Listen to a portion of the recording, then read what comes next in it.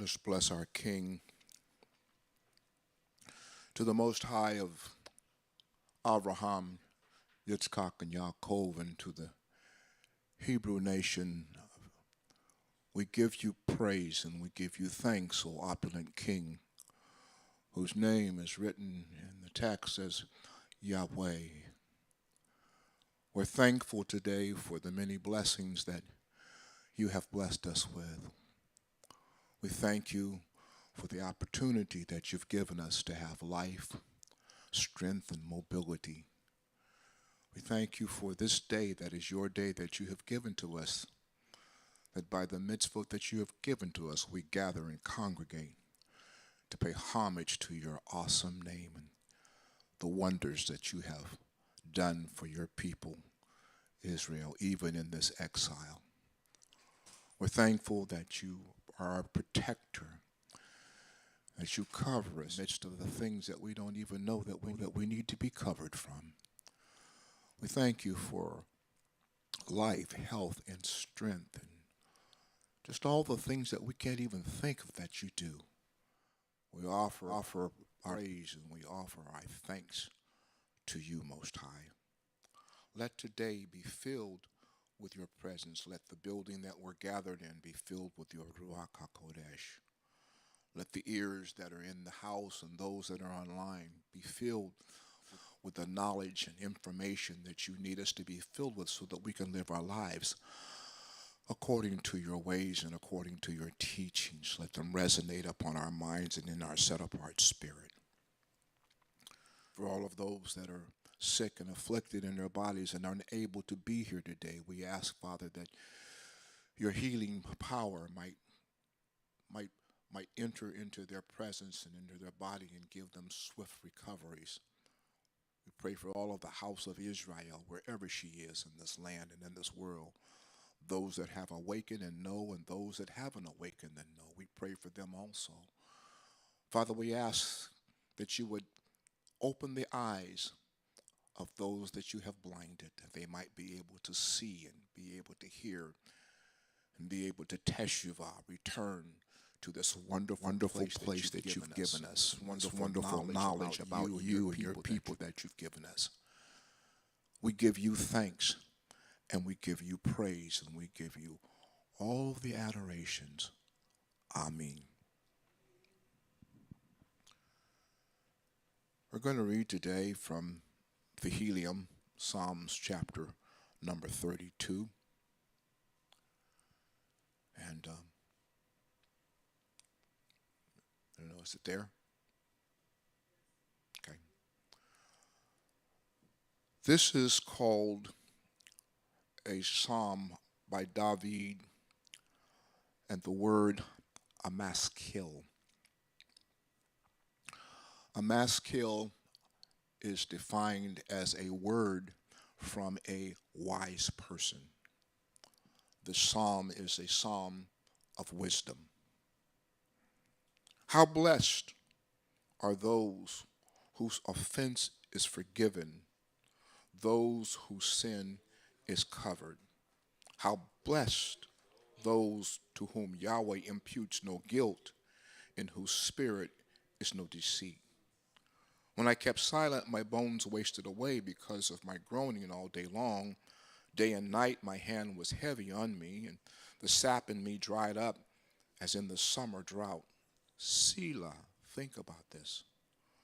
When I acknowledged my sin to you, when I stopped concealing my guilt and said, I will confess my offenses to Yahweh, then you forgave the guilt of my sin. Selah, think about this.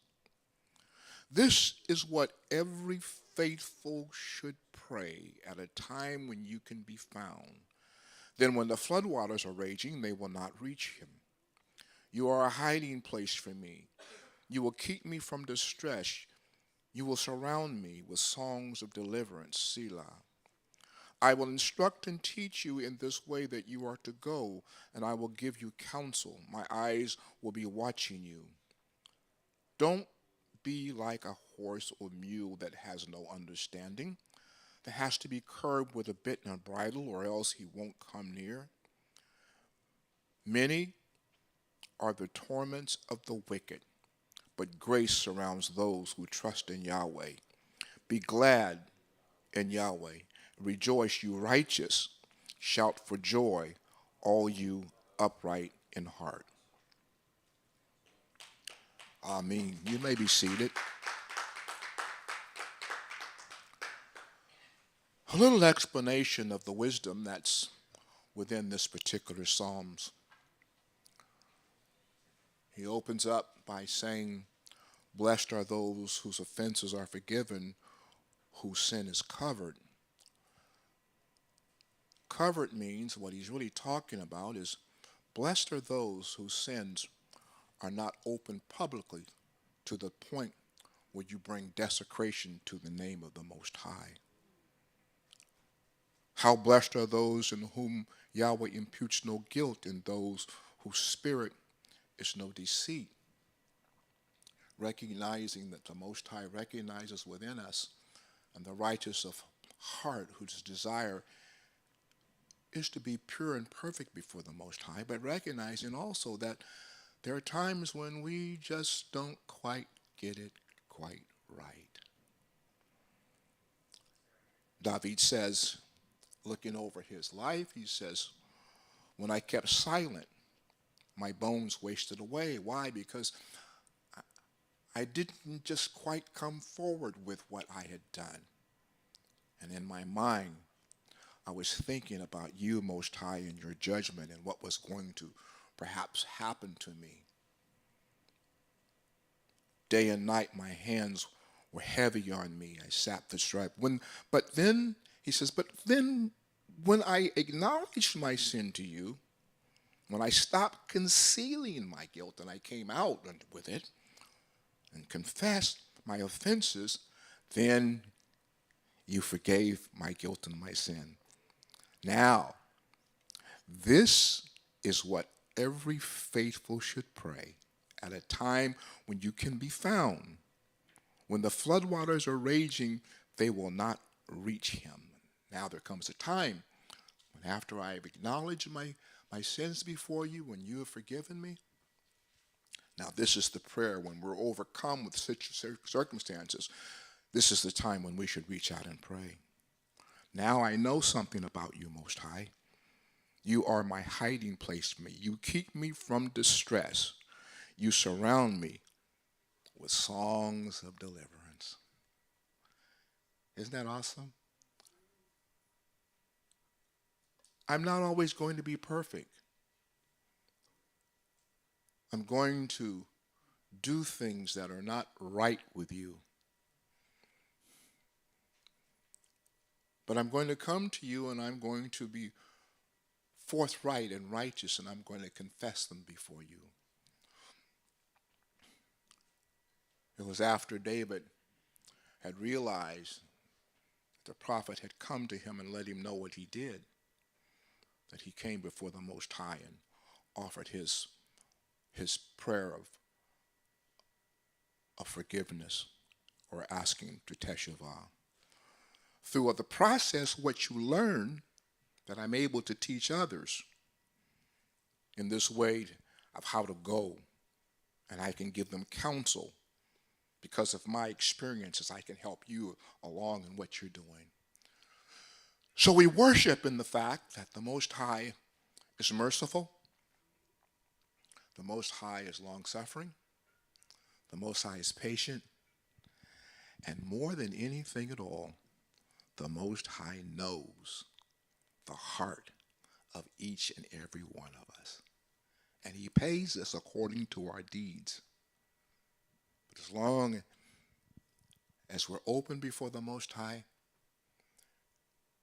and we're contrite before the Most High and we ask for his forgiveness, because even in the times when we think we're doing everything we can to do that's right, yet and still we can't say we have no sin, because we do. There are many mitzvot in here that we break, even in this exile.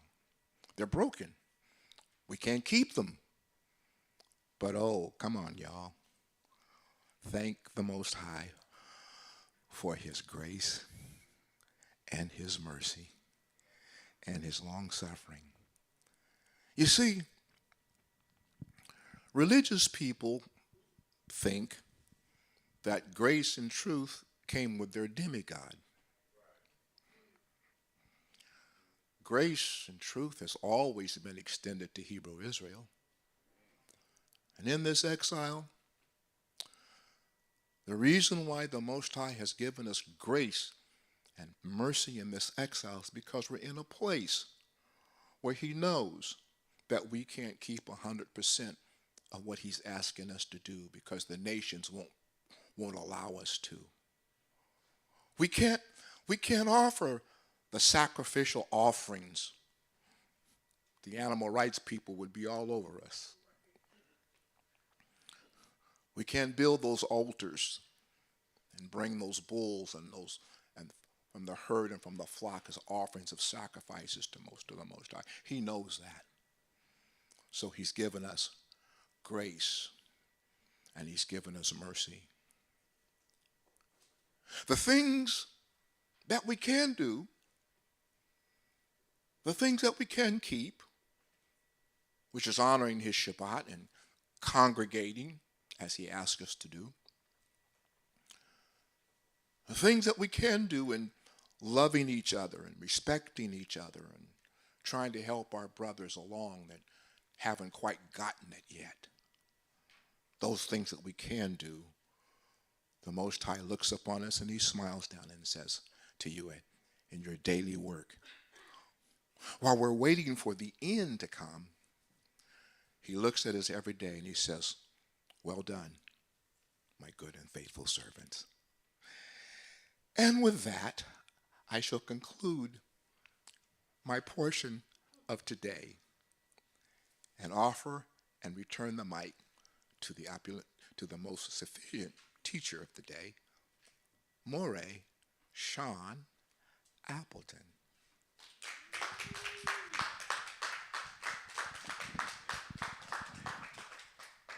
Don't go too far. You're getting ready to teach today. No.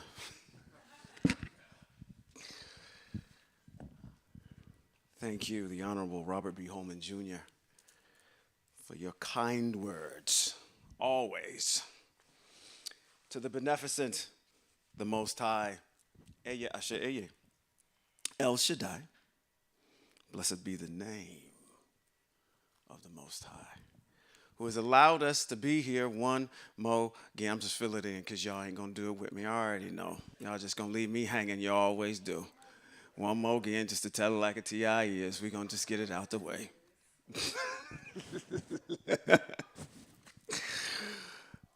To enjoy this Shabbat, to worship on this Shabbat, to honor this Shabbat, it is a day that the Most High has ordained for Hebrew Israel to come together, to be able to enjoy the energy that we have from the Most High, the reverence and fear that we have of the Most High, to be able to honor these mitzvot that the Most High has given us as Hebrew Israel. So I thank the Most High for allowing me to be here today with all of you all, you beautiful people. To those of you that are joining us by way of the stream, our digital family, for those of you that couldn't be here today because of some illness that you may have or something that is going on within your body that will not allow you to be here today, for those of you that are observing a mitzvot that will not allow you to be here today, and those of you that are too far away from a congregation who can't make it to one because of distance, because there's no one around you. Practically speaking, Shabbat Shalom to all of you. You are a digital family. For those of you that are in other congregations and that are coming back later on to watch this later on today or tomorrow or later on in the week or whenever you view this, Shabbat Shalom to you. For all of you that are joining me by way of the stream, my critics, I shouldn't say my critics, I should say our critics and detractors, folk that want to jump into chat and act like you part of the group because you just want to throw stones at us. Shabbat Shalom to all of you. For those of you that know to do better and won't because of your feelings, Shabbat shalom to you. No place in text will you ever see Moshe go in and talk to the Most High, and the Most High give Moshe direction, and Moshe say, you know what? I can't go out there and tell them because they're going to be mad. I can't tell them this because they're going to be in their feelings about something. Oh, that don't jive with what they used to back in Mitzrayim, and they dealing with whatever they got to deal with now. Oh, I can't do that. We are going to deliver truth, whole truth, nothing but the truth. So help me, Yah. Okay? So for those of you that are joining us by way of the stream, to know to be on a Shabbat, to congregate, didn't say come to FTF. I said to congregate and observe the Shabbat. Shabbat shalom to all of you. Hopefully something will be said that will bring you back into the fold of the Most High and the congregation of the Most High's people, the community of the Most High's people. Okay. Why y'all sitting down? We got to make a pit stop first. I see 39 up on the screen. We need to go to Vayikra, chapter what? 19, verse what? 32. Okay. What does it say in 1932? Stand up in the presence of those who have gray hair and show your respect for the wisdom that these individuals have. You are to fear your El. We do this not because we love the Most High and we fear the Most High. That means we respect the Most High. It says, signed, I am Yahweh. So turn to the person closest to you that has gray hair. Look them in the eyeball and tell them, Shabbat Shalom. Shabbat Shalom, Shabbat Shalom to all of you. We show reverence and respect and we obey the command of the Most High when we can. Which is what? All the time. It shouldn't be when we can. It's all the time, irrespective of your position and where you at. Y'all gonna get mad at me today. I'm just gonna stop for a second. I'm gonna keep fooling with these wings, okay? It's just something that I do. It's not a nervous twitch. They just get in the way, okay? You'll be like, why do you keep doing that, putting that on your arm like that up there? It's because it just gets in the way, okay? Don't mind me. I am gonna have an entire wardrobe malfunction this whole entire day, okay? Somebody already told me I look like Isaac Hayes when I came in here today. Half of y'all young people don't even know who Isaac Hayes is. Y'all know who Isaac Hayes is? You don't? You ain't watched South Park, the chef? He did the voice for the chef on South Park. I know you don't like South Park. Yeah, that is Isaac Hayes. Isaac Hayes, listen, I showed y'all something about an individual named Donny Hathaway, right? He comes from that era of Donny Hathaway. That's some good soul music when you're listening to Isaac Hayes and those people of that era, okay? All right. To all of you that are joining me here in our studio audience, Shabbat Shalom to all of you. Now, I don't want to be remiss. I got to keep putting this at the forefront, okay? Our next Moedim is what? You're going to get tired of me doing this every single week. Now, Moedim is a festival. We have major festivals. You can find them in Vayikra or Leviticus chapter number 23. The next one coming up is what? Yom what? Turah. What does that mean? It's the Feast of Trumpets. That's when we blow the shofar to herald this time of alarm. That means that you need to get right. You need to clean up whatever is going on internally inside so you can prepare for the next Moedim that comes after that, which is what? Yom Kippur. All right? Got two major festivals that are coming up. What we call or have coined the High Holy Days, which happens later on in the fall, okay? So we're going to transverse through the summer, and we're going to get into the fall, and that's when we start our next Moedim. Okay. I'm excited today, even though I don't look like it. I'm excited, not only to be in the presence of those who worship and obey the word of the Most High, but to let you know we are concluding Shemote today. Chapters 39 and 40 are the end of Shemote or the book of Exodus. Okay? We have had a journey through Exodus. And hopefully you guys got something when we walk through this whole entire book of Exodus. We see the inception. Thank you. Matter of fact, while you over there clapping, I forgot to do something to the Mora Malka. Shabbat Shalom to you. Moray, Trey Beverly, Shabbat Shalom to you, sir. To the Honorable Robert B. Holman Jr., Shabbat Shalom to you, sir. Okay. Had to get my dignitaries out of the way. You know, this is the embassy. This is the Hebraic embassy here in Sacramento. This is where we come. This is, you know, if you ever study an embassy, it's like it's not something where it's land that's owned by another country in another country that it's housed in, but it's sovereign country that's there. So I feel like when I'm here, I almost need to take my shoes off. I'm on holy ground. No, but I'm not, though. Okay? We reverence the Most High. All right. We are going to conclude Shemote chapter number 39 and 40 today, which will conclude the whole entire book of Shemote. You've seen the inception of the folks that went down. We got their names that went down to Mitzrayim. We've got individuals. We see our patriarch of our teachers, our prophets, Moshe, the inception of Moshe, the inception of Moshe's family, the inception of Moshe's commission. We see the inception and birthing of Hebrew Israel out of the womb of Mitzrayim. It's metaphorical language. Hebrew Israel as a nation, we see the culmination of them being born in the book of Shemote. We see them transversing to see, matter of fact, we see the decimation of a nation that oppressed our people, right? We see when we get to Mount Horeb, the Most High meeting Hebrew Israel for the very first time. Mount Sinai, Mount Horeb. We see that in the book of Shemote. We see the mitzvot given to Hebrew Israel. We see Hebrew Israel backslide. I know y'all ain't raised in the church. I don't know what backslide means. We see where they get off on the wrong foot with the Most High, right out of the gate, after they meet the Most High. We see the terms of the covenant of the Most High. And we also see, which is spending a lot of time discussing this structure right here. Now, I'm going to say something today that might spark an unpopular opinion about this. But that's okay. That's what we do.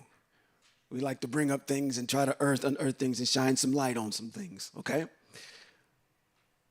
Uh-oh, I'm going too far. That's in the wrong direction. So we've seen the tabernacle. What are we doing right now as we conclude the last two chapters of Shemote? What's happening? We're building this, right? Moshe has instructed Hebrew Israel, bring all of your materials. We see the craftsmen. We see two individuals that are overseers of this. Who are they?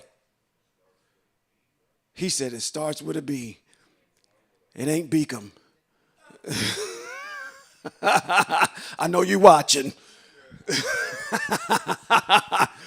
One is Betziel and Oliav, tribes of Yehuda, and the other tribe is from Dan. That's where these two individuals come from, okay? They were entrusted with making sure this thing looked pretty, okay? While we had the craftsmen and the perfumers and all of the folks that knew how to weave well come and make all the articles for this particular structure here, which is called the tent of meeting. Okay, it's called the tabernacle, and it's also called the tent of meeting. Okay, we see that. And now we're going to get to chapter number 39 and 40, which concludes the construction of this and then kind of transitions us into how we're going to get into Bod Midbar. What does Bod Midbar mean? Matter of fact, I should say this. If you want to read ahead, and I ain't got sat down, and you see me next week, we are going to go over or start the book of Numbers, which is the book of Bod Midbar, which means what? In the wilderness. This is what happens to them as they've got this thing built. We're a group of people. Now we're transversing through the wilderness. Devarim, which is Deuteronomy, which comes right after Bamidbar, gives you this nice transition where Moshe is going and talking to Hebrew Israel and saying, remember all of these things before you go, and I turn you over into the hands of Yahushua when you go into the land. They're going to have to cross another body of water in order to do that. And ironically enough, the water split when they actually go into the land as well, okay? So that's what happens as we get into Bamidbar. They have to be circumcised before they go into the land. You can't participate because it's right around Pesach is when they actually start getting ready to transverse into the land, okay, when we get into Bamidbar. So Bamidbar is going to be nothing but a bunch of mitzvot, and it's going to be all these things that happened to them while they were in the desert, okay? Numbers. Y'all gotta help me out. Keep helping me out because I like to use these Hebraic terms. Okay? So it's the book of Numbers. That's where we're going. Okay? Good? All right. After we come out of the book of Numbers, because I've already done Devarim already, or Deuteronomy, we're going to go right into Bereshit, which is the beginning. And that is going to be a study in itself. There's so much rich information in the book of Bereshit that we have to go super slow through there. Okay? Okay. Let's jump right into this. But I want to do something first before I do it. Okay? In chapter number 39, we're going to continue, but we're going to continue. What you're going to see in 39 is the individuals that work in here, they have a particular garb that they wear. Okay? We're going to go over what the high priest wears and the construction of that. So not only are we talked about the construction of this particular unit and all of the furniture that goes in there, there's also people that work in there that have to have a specific dress code while they're in there, okay? The Kohanim that are in there that are operating and working, along with the Kohen Hagadol, which is the high priest, all right? Let's make a distinction. Your high priest is not JC, okay? Because that's been said too many times amongst our people. JC is not the high priest, okay? Let's make that clear. All right. I said that I was going to do a little bit of some backstory on these metals because last week we did a little bit of math. If anybody can remember that number, in just materials, gold, silver, and bronze was over $150 million in today's money, US dollars, that you would just have to spend just to adorn what's in there, okay? So what I want to do is I want to talk about gold, silver, and bronze just for a couple of ticks. That's an old term too. I got an old spirit. Used to say, oh, ticks. You know what I mean by ticks? Tick, tock, time, okay? Couple of ticks. In the book of Shemote, you don't have to go there, I'll read it. In the book of Shemote, chapter number 38. And matter of fact, in specificity, in chapter number 37 of Shemote, which is the book of Exodus, Exodus 37. Everything that's adorned in the, which we would say the set apart area, is adorned with what metal? Gold. Everything in there is laced with gold. The menorah, the table, incense, the ark. Everything, the walls, the ceiling, everything in there, gold everywhere, okay? Gold in chapter 38 of 24, as a reference point, it tells you how much gold was used inside of this unit here. Matter of fact, in this area right here, this is completely lined with gold, okay? In the human body, because I know we remember, where is that? You quoted that last week where you said, don't you know? Now, even though this comes out of the New Testament, okay, it is some things that we can say, hey, listen, some things are cool over there, even though we don't like that book called the New Testament. But it says, don't you know that your what? Body is the temple of the Most High. All right. What's in the temple of the Most High? Gold, silver, bronze, okay? Let's see, is there a parallel with what's in the human body? And these particular pieces are in there strategically. Have you ever asked yourself the question, why gold? Why bronze? Why silver? And I want to let you know, moving forward, when we talk about bronze, we're talking about two metals that have been joined together. Bronze is made up of copper and tin. That's bronze, okay? So copper and tin. In the human body, naturally, it contains traces of gold. The amount is about 0.2 milligrams of gold for every 70 kilogram person. Gold circulates primarily in the bloodstream and is stored in organs like your liver. But it serves no known essential biological purpose. While not considered an essential nutrient, gold provides specialized biological, medical, cosmetic benefits, and particularly anti-inflammatory properties, targeting medical therapies and skincare. Gold is a highly prized precious metal and functions. Now, I want you to, y'all gonna know where I'm getting ready to go with this already when I make this next statement. Think about what's in that tabernacle. Gold is a highly prized metal that functions as an energy crucial mineral. Because of its unmatched electrical conductivity and resistance to corrosion. Where are we at? We in the desert. It is essential for modern electronics, medical devices, and clean energy technologies like solar panels. The total value, if you were to extract all the gold out of your body, how much do you think? We're going to play Price is Right again. We did that last week. That was pretty fun. If you were to extract all the gold that is circulated in your body, how much do you think it would come to? She said $1.50. I got $1.50. Who else? $1.50 over here. What do we do like the auctioneers? Like $1.50 over here. Who else? You said 1 million? She said $1 million. Woo! Ooh, I didn't mean to be that loud. Sorry.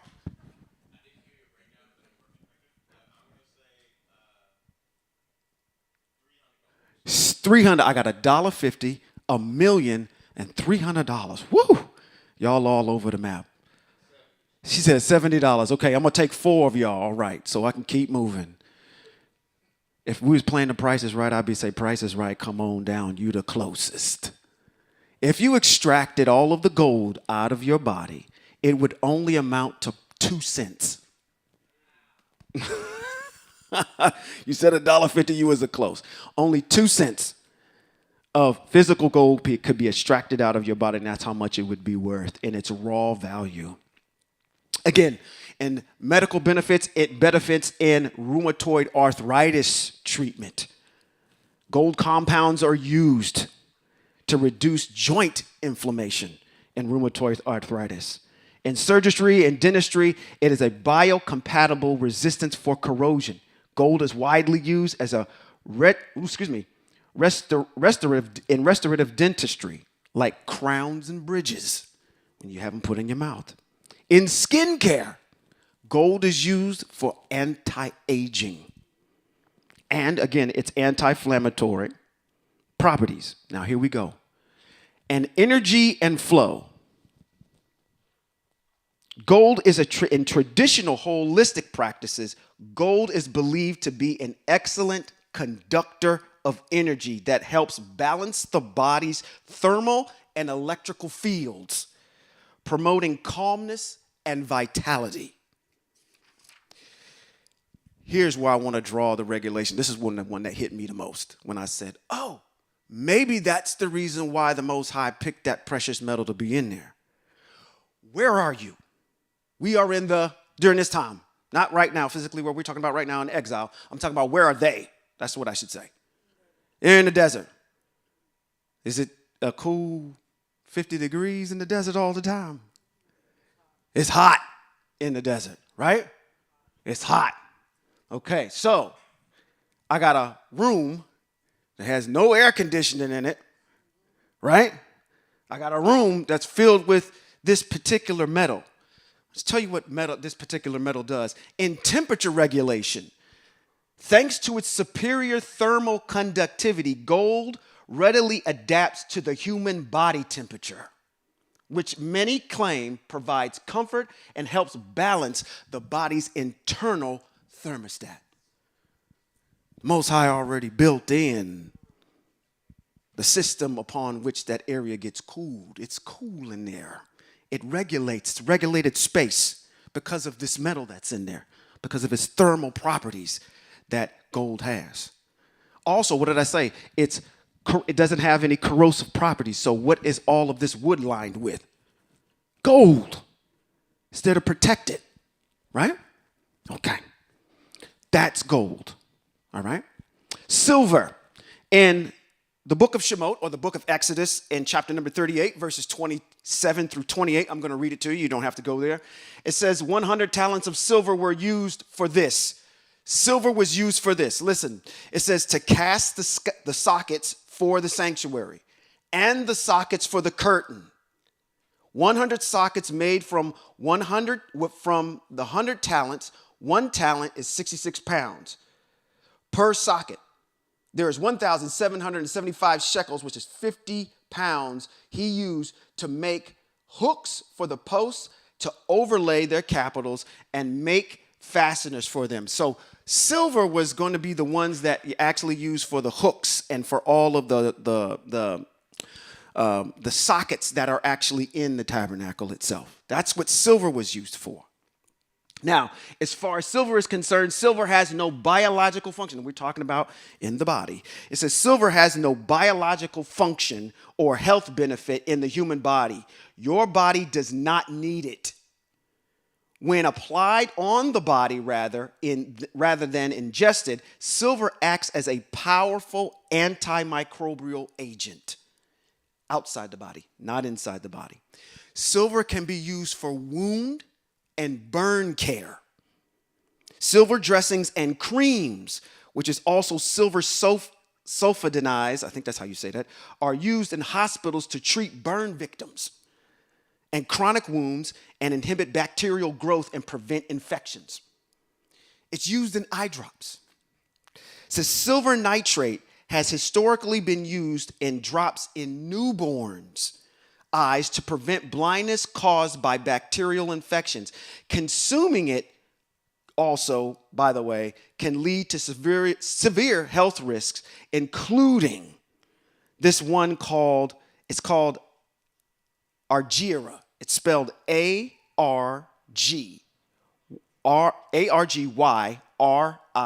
Argyria, which is irreversible. If you've had too much silver in your body, what this stuff will end up doing, and it's irreversible. It's an irreversible condition that turns the skin, eyes, nails a bluish gray color.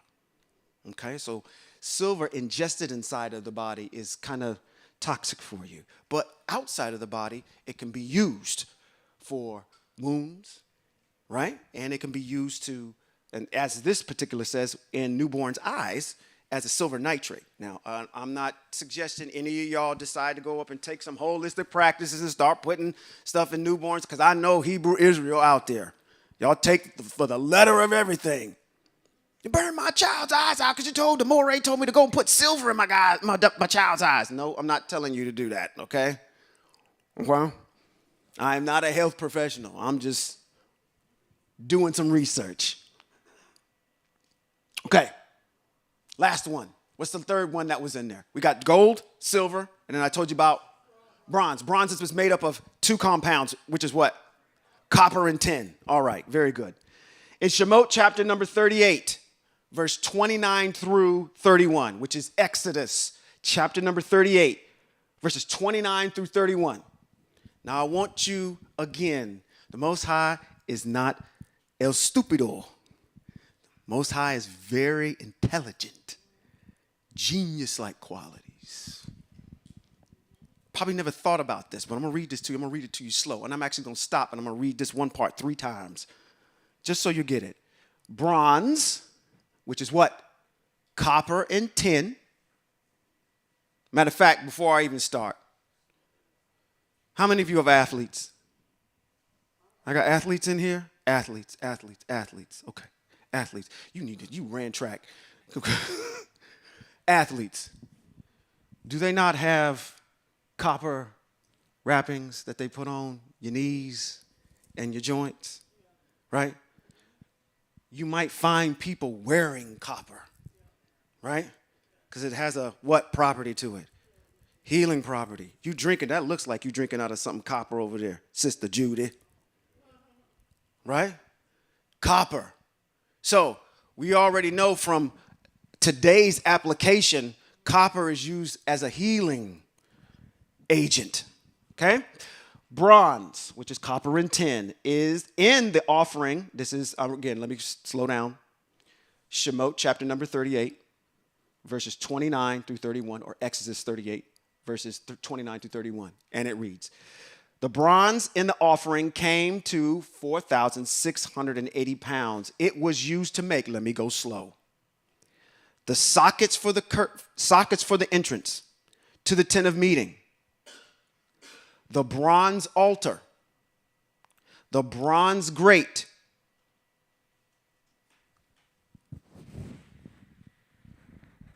slow down. Let me slow down.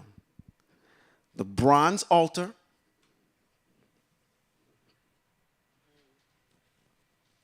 the bronze grate. Where is the bronze grate? The bronze grate is in the altar. So if you look at this as like a big grill, anybody know what a barbecue grill looks like? Right?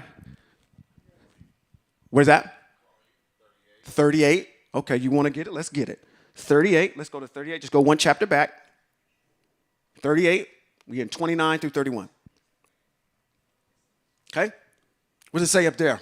It says he used it to make the sockets for the entrance to the tent of meeting, the bronze altar, right? It's bronze grate, which is inside the altar there, right? Says all the utensils for the altar. So that would have meant there's a shovel that's out there. There's a rake that's out there, right? There's these things that help facilitate what's on that altar. What's on this thing? Animals are getting burnt up on this thing, right? Okay. The sockets for the courtyard around it, the sockets for the gateway to the courtyard, all the tent pegs for the tabernacle, and all the tent pegs for the courtyard around it. Okay? That's 29 through 31. Listen to this. This is the one that hit me. I was like, oh, so this is why you did this, Most High. I want to focus on this altar right here. There's a lot of action that happens on that altar, right? That altar is in action every single day. And the fire don't get burnt out on it. She knows what I'm talking about. So, therefore, that is in constant use, all right? In holistic practices, bronze, which is copper and tin, is an ancient alloy of copper and tin. Using bronze utensils for cooking, eating, or in targeted massage tools offers your body numerous health benefits. When I used to watch these high-end chefs, and they used to have the bronze pots and pans hanging from the, I was like, I thought that was just an aesthetic thing. Like it looked really, really cool, having that ham-handed thing. It's because bronze carries an antimicrobial element to you. So when the Most High designated for this thing to be made out of bronze, the Most High knew, say, hey, listen, this element that I have here is antimicrobial. It's kind of disinfecting itself, okay? It has that property to it. Let me go on. It says, bronze does not naturally occur in the human body. Bronze is a synthetic alloy primarily made of copper and tin. While the body utilizes trace amounts of copper for biological processes like making red blood cells, it does not combine with tin to form the metal alloy. So those making of those new blood cells come from the copper component, all right? Because bronze is made of tin and copper. Real quick, antimicrobial properties. Copper in bronze has been scientifically proven to kill harmful bacteria and viruses on contact. Makes sense why we're burning these things up. Who's getting there and washing that? I'm using something that already has this property built into it already. Okay? The copper portion of it. It's used for digestive and gut health support, pH balance, and nutrient retention. Bronze is considered alkaline and may help balance the body's pH, while studies suggest that over 97% of micronutrients are retained when food is cooked in bronze. So cooking your food in copper or bronze helps retain 97% more of its nutrients that's in that food. So cooking your food in this is better. Okay? Has anti-inflammatory effects, gives you good cardiovascular health, stress relief, and mental clarity, and again, chemical-free cooking. Bronze is natural, chemical-free material, avoiding the leaching risks with non-stick coatings. How many of y'all heard that? My wife is getting us off of that right now. We got a bunch of non-stick stuff in our house. That's all getting kicked to the curb. Boom. Right? Because there's a chemical. You probably need to come up here and do the teaching on this. There's some type of chemical or something obviously in there that's leaching and getting into your food from that non-stick coating. Right? We've gotten back, I know in our house, to a lot of cast iron cooking, going back to cast iron skillets and whatnot. And we're going to start, I think, obviously moving forward. Now that I know this, look for me some bronze cookware. All right? At least I'm right in line with what's going on in that tabernacle, Jack. Okay? So think about it that way. You cook your food in bronze, or copper, I should say that, copper, because bronze is the combination of copper and tin. Okay, cook it in if you can find something. It's probably going to be expensive. Yes, ma'am. Lost your question already. I love it.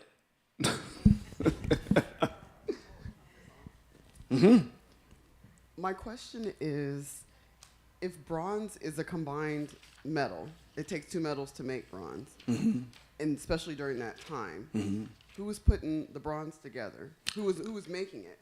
And then also, if the other two elements, like the gold and the silver, are naturally occurring, then I was kind of wondering how come y'all didn't use another metal that was naturally occurring? How come this metal had to be put together? Okay, that's a good question. So the question is who's combining these two? I could only assume, and you guys can back me up on this, Mores and Moraz, the children of Hebrew Israel are combining these two together. They have got to mold this stuff. They've got to fit it around the particular pieces that they're going to mold it around.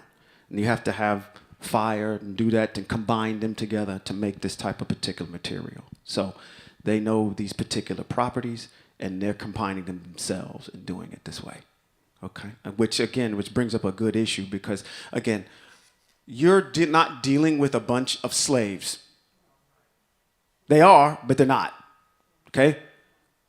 Just like in the United States, after the Emancipation Proclamation, 60 what? When was the Emancipation Proclamation? 1863. Okay? 2 years later, that's when you get to your June 19th, your Juneteenth stuff, which is really not Juneteenth. It's actually December 6th. Okay? The 13th and 14th Amendment were ratified in December 6th of 1865. All right? But we recognize June 19th because it says the last slaves were notified of what their status was. What do you think was happening after they were emancipated? You have all this skilled labor that's leaving slavery that doesn't have anywhere to go. These people knew how to make things, okay? They came and built a lot of stuff that was in Mitzrayim. What did I tell you when we first started out? It says they built 2 cities, Ramses and Pithom, in Mitzrayim, in Egypt. They built the suburbs out in Mitzrayim, okay? Not only probably their main craft during that time was what did they know how to make really, really good? Bricks. Because that's what they was making a lot of, okay? So hopefully that answered the question. Yes, sir. Brother Moray. Uh-huh. Remember, the Most High gave to Bezalel the understanding of how to formulate and put together all of the intricate aspects of the tabernacle, which would include the making of the bronze and the tin that covers the altar. One of the things that the mystics talk about Bezalel is that Bezalel also had the wisdom of the workings of the alphabet. The workings of the alphabet are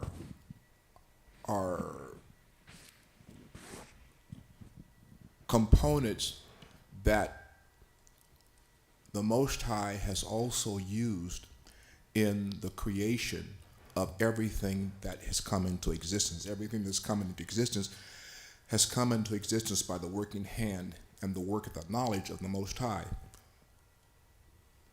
You know and I know that there is nothing that is stronger than understanding the connective workings of the alphabet.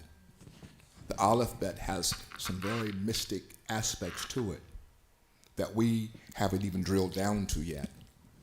True.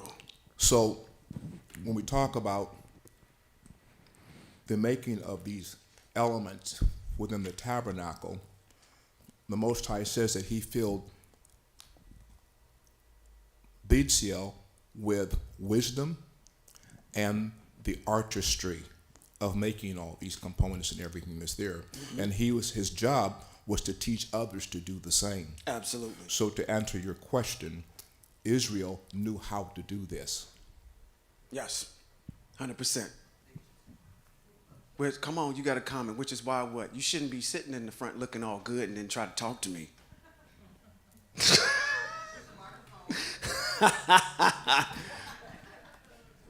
That's my wife I'm talking about, y'all. I'm just some random lady. That is a good segue. Before we go and get into 39, let's back up to chapter number 36. Because I want to lead chapter number 36 right into 39, and we're going to roll right through this, okay? You threw me an alley-oop. You didn't even know it, because I was getting ready to go there. Chapter 36 of Shemote, or Exodus, right at the top, verse number 1. It's going to start with Bezalel when we get there. Okay? I'm going to go ahead and start. Y'all can read along. There's 38. You got to go back 2 more. Okay. Bezalel, listen in. 36 and 1 says, Bezalel and Oliav, along with all of the craftsmen. So I want to set this up. You've got the Most High giving instruction on how to make this. Exodus chapters number 25 through 30. That's where you're going to find all the instructions on how to make this and everything that's in it. Okay? He's giving this to whom? Moshe. Moshe is then articulating this to the people. The people now bring in the materials. Right? That's what we've seen. We've got these 2 individuals, Bezalel and Oliav, and then we've got all the craftsmen. So the folks that are shaving the wood down, people that are weaving these things, putting the planks, making the molds for all these things. Oliav and Bezalel are the overseers with the wisdom of how this thing is going to come together and how I want it adorned. You know how to make. I've given you the dimensions on what you need to make. I've told you that these particular planks or these particular tapestries need to be X amount of feet wide, but this is how I want you to do it. And I'm going to show you how I want it done. That's Bezalel and Oliav. Now you got it? Okay, take my hands off. You guys go ahead and finish while I go over here and instruct these folks how to do this particular thing over here. That's Bezalel and Oliav. All right? So it says, Bezalel and Oliav, along with whom? The craftsmen, whom Asher has endowed with wisdom and skill necessary to carry out the work needed for the sanctuary. No, you have to prove that you are actually have know something about what you're doing. Oh, can I come help, dude? No. what's your pedigree? Right? They were craftsmen. They were just anybody that just wanted to volunteer. All right? We can't be doing this 3 and 4 and 5, 6 different times. All of those that were necessary to carry out the work needed for the sanctuary are to do exactly according to everything Yahweh has ordered. 2, Moshe summoned Betiel and Oholiab, and every craftsman to whom Yahweh had given wisdom, everyone whose heart stirred him to come and take part in the work. They received from Moshe all the offering which the people of Israel had brought for the work of building the sanctuary. Okay? So just want everybody to understand where the instruction came from, who's overseeing it, and who's actually carrying out the work. This is going to be essential, okay, when we move forward. Yes, sir. You notice in the text he uses the word, he gave them the wisdom. Yes. We know that wisdom is connected to two things. It's connected to the mitzvot, but the mitzvot are also given to us in the Hebraic letters. True. Which corresponds to what I said earlier. Absolutely. Working these things are worked through the understanding of how all of that connects with the creation of things. He gave them that wisdom and understanding of how to do that. That's awesome. Straight up imparted into the Most High's people. The Most High gave them that wisdom to do that. Now I'm gonna tell you something. Let's get there. We're gonna go to chapter number 39. We're going to start the reading in 39, and we're going to go all the way through 40. And if we have an opportunity later on, I'm going to step off this porch and go across the street for a little bit. Okay? That's if we got time. Okay. It's the Sabbath. He said, he ain't going nowhere. And you know what? It'll come from a point of observation. Me criticizing is them days are over with. Either you get it or you don't, period. Okay. 39. From the blue, purple, and scarlet yarn, they had made the garments for officiating. Now we're getting ready to talk about the Kohen Hagadol and his drip. That's what y'all young people use today? Yeah, y'all three in the back. Y'all, is that what y'all use? Your drip? Y'all don't use the word drip? What do y'all use? Y'all just looking at me like we're crazy. Y'all don't? Okay, never mind. I'm going to keep going. We're going to use drip for now, okay? What are we, Gen X? What's Gen X's use drip? She said, I don't even know if we do that. The garments for officiating. First, what? Serving in the set-apart place. And they made the set-apart garments for whom? Aharon. As Yahweh had ordered Moshe. He made the ritual vests of gold, of blue, purple, and scarlet yarn, and finely woven linen. They hammered the gold into plates and cut them into threads in order to work it into the blue, purple, and scarlet yarn and the fine linen crafted by the skilled artisans. So they made the shoulder pieces for it, joined together. They were joined together at where? The two ends. The decorated belt on the vest used to fasten it was of the same workmanship and materials, gold, blue, purple, and scarlet yarn, and finely twined linen, as Yahweh had ordered Moshe. They worked the onyx stones, mounted in gold settings, engraving them with the names of the sons of Israel as they would be engraved on a seal. Then he put them on the shoulder pieces of the vest to be stones calling to the minds of the sons of Israel, as Yahweh had ordered. You've got in the breastplate all these stones that are in the breastplate. What it's calling back the remembrance of when you're making decisions and we're officiating and we're judging on the behalf of Hebrew Israel to keep Hebrew Israel in mind when you're making your decisions, and Most High is ministering. You've got those two onyx pieces in there too. What are those onyx pieces for?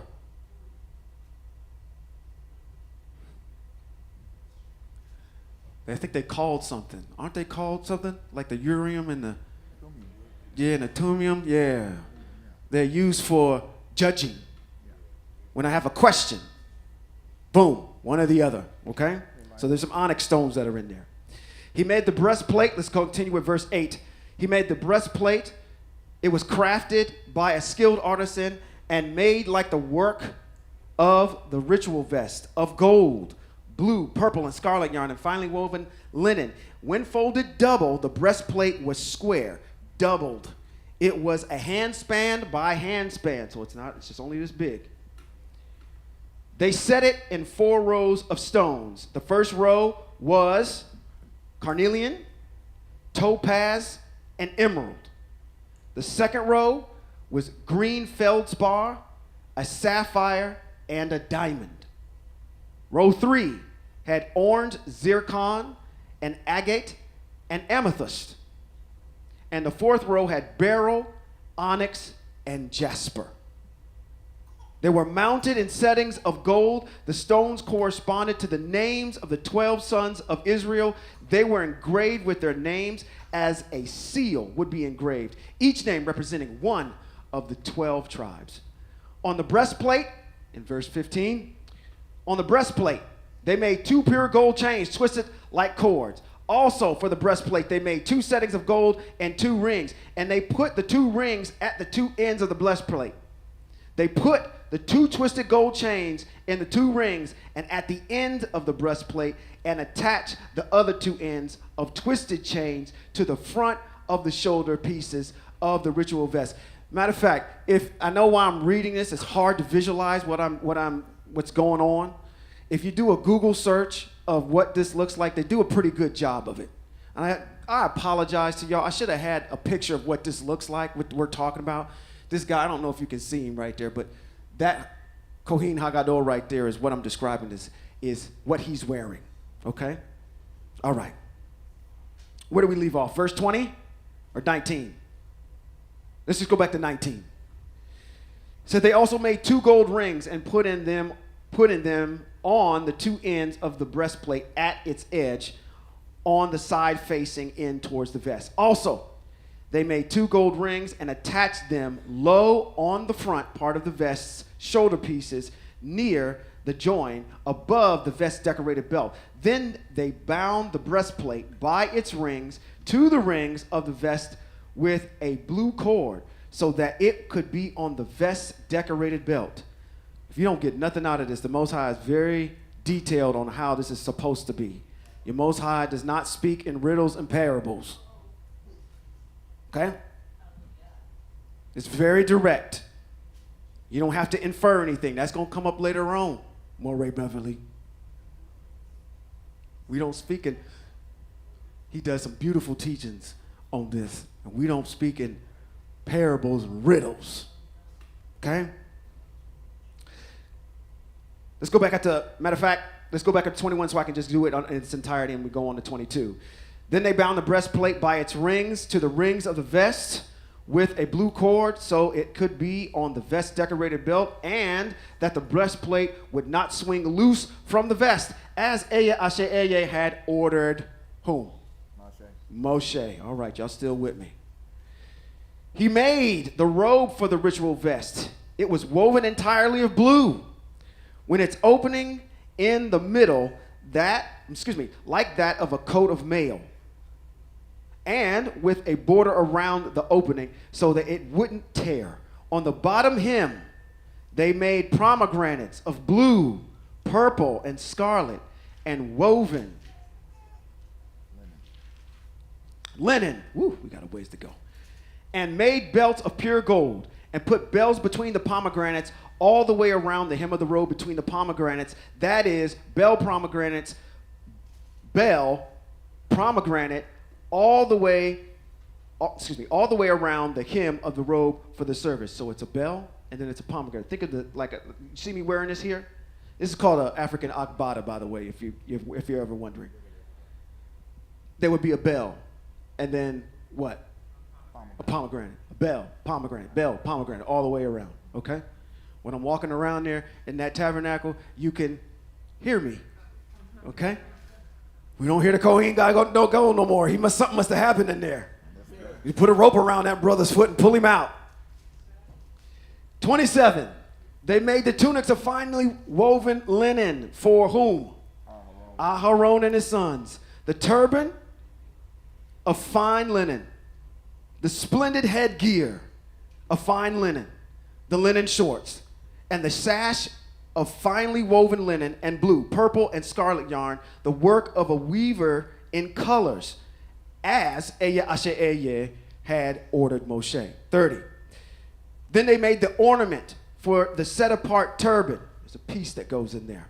Of pure gold. Wrote on it the words, set apart for Yahweh, like the engraved on a seal, and tied a blue cord on it to fasten it to the front of the turban, as Yahweh had ordered Moshe. Thus, all the work of the tabernacle, the tent of meeting, remember I told you it's called the tent of meeting, and the tabernacle, was finished with the people of Israel doing everything exactly the way excuse me, I'm sorry, I didn't say that. The way that Yahweh had ordered Moshe. 33. Then, now here we go. You should be asking yourself a question. I want your Hebrew radar up as we're moving forward. Hebrew radar should be up. Let's go slow. Then they, who was they? The people, all the folks of the craftsmen, all those folks, brought the tabernacle to whom? Moshe.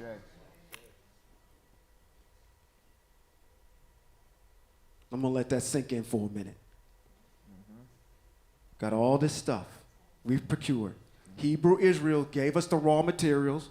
We gave it to the craftsmen, Oliav and Betziel, overseeing. Nope, this is how I want you to do this cup. This is how I'm going to do it. When I get to the menorah, I'm going to do that myself. He's telling them all this. Once everything is done, who do they take all this stuff to? Moshe. All right, the text is clear. It says the tent and all of its furnishings. Here we go. This is all the stuff that they brought. It's going to be long. Stay with me. The claps, the planks, the crossbars, posts and sockets, the coverings of tan ramskins, the covering of fine leather, and the curtain for the screen, the ark for the testimony, its poles, and the ark cover, the table, all of its utensils, and the showbread, the pure menorah, its lamps with their arrangements for display, in its accessories, and the oil for the light, the gold altar, the anointing oil, the fragrance incense, the screen for the entrance to the tent, the bronze altar with its bronze grate, poles, and all its utensils, the basin with its base, the tapestry for the courtyard with their posts and sockets, the screen for the entrance to the courtyard with its ropes and tent pegs, all the utensils for the service in the tabernacle, the tent of meeting, the garments for officiating, for serving in the set-apart place, the set-apart garments for Aharon the Kohen, and the garments for the sons to serve in the office of Kohanim. They brought Moshe this and everything that goes with it, except the people, okay, that serve in it. All of the raw materials were placed at Moshe's feet. All right? 42, as we end this chapter. The people of Israel did all the work just as Yahweh had ordered Moshe. This is obedience. Love this. I love the obedience for us. Moshe saw all the work, and there it was. Oh, boy. Okay, let me do this. I want y'all to understand something. This is me talking. This is me talking. Okay? There is no text that says this, but I am inferring this from the text. Can y'all remember what chapters y'all read about where this was being given to Moshe? Moshe went up on the mountain, and he got this in chapters number 25 through 30. There's 5 chapters that's spent where the Most High is just talking nothing about this. How long was he up there for? 40 days and 40 nights. This is me talking. This is why this makes this sound good. Because Moshe's exclamation here is what? There it is.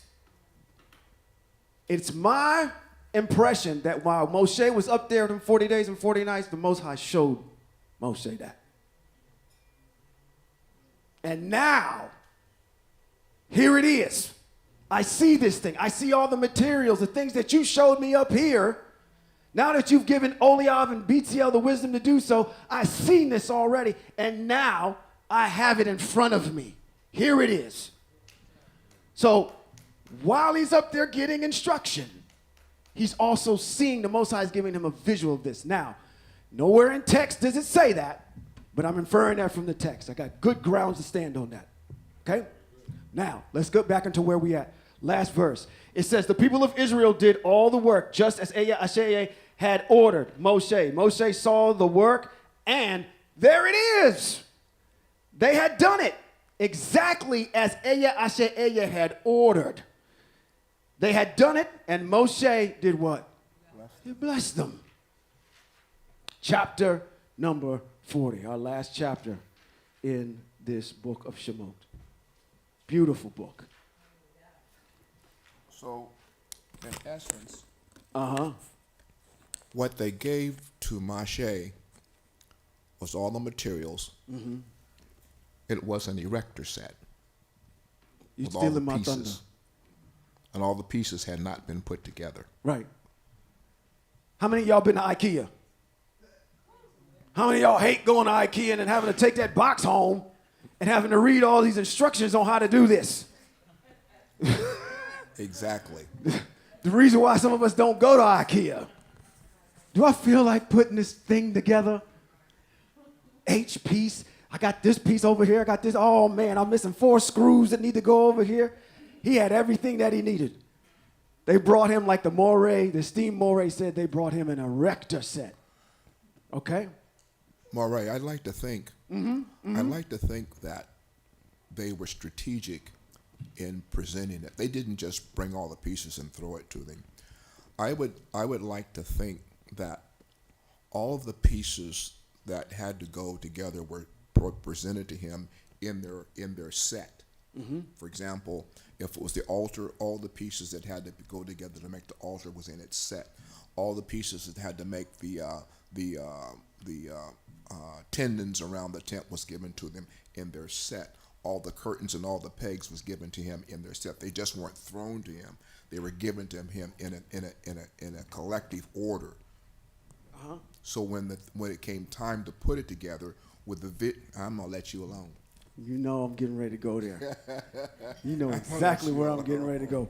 Because quiet as it's kept, my moray brought this to my attention. So this is his teaching, actually. I'm stealing your thunder because you brought it to my attention. But we're going to deliver it a different way. You said, you know what Moray Beacom said, you know what, you go ahead and tell the story of the monkeys that didn't get sprayed. You do it so colorful. He knows exactly where I'm getting ready to go with this. That's why I said your Hebrew radar needs to be up right now. So if you see something in here, you're probably right. Let's see if you can catch it. 40. I'm going to try to give it away. Eye Asher Eye said to Moshe. It's your first clue. That's the only one we'll give you. Said to Moshe, yes,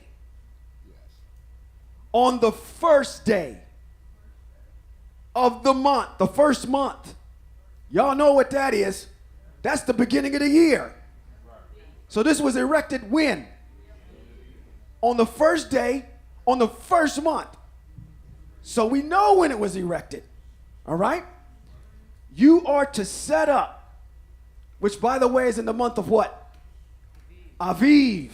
Right, because we got two major festivals, Moedim, in the month of Aviv. They are Pesach and Feast of Matzah. And that's when we also start counting to Shavuot.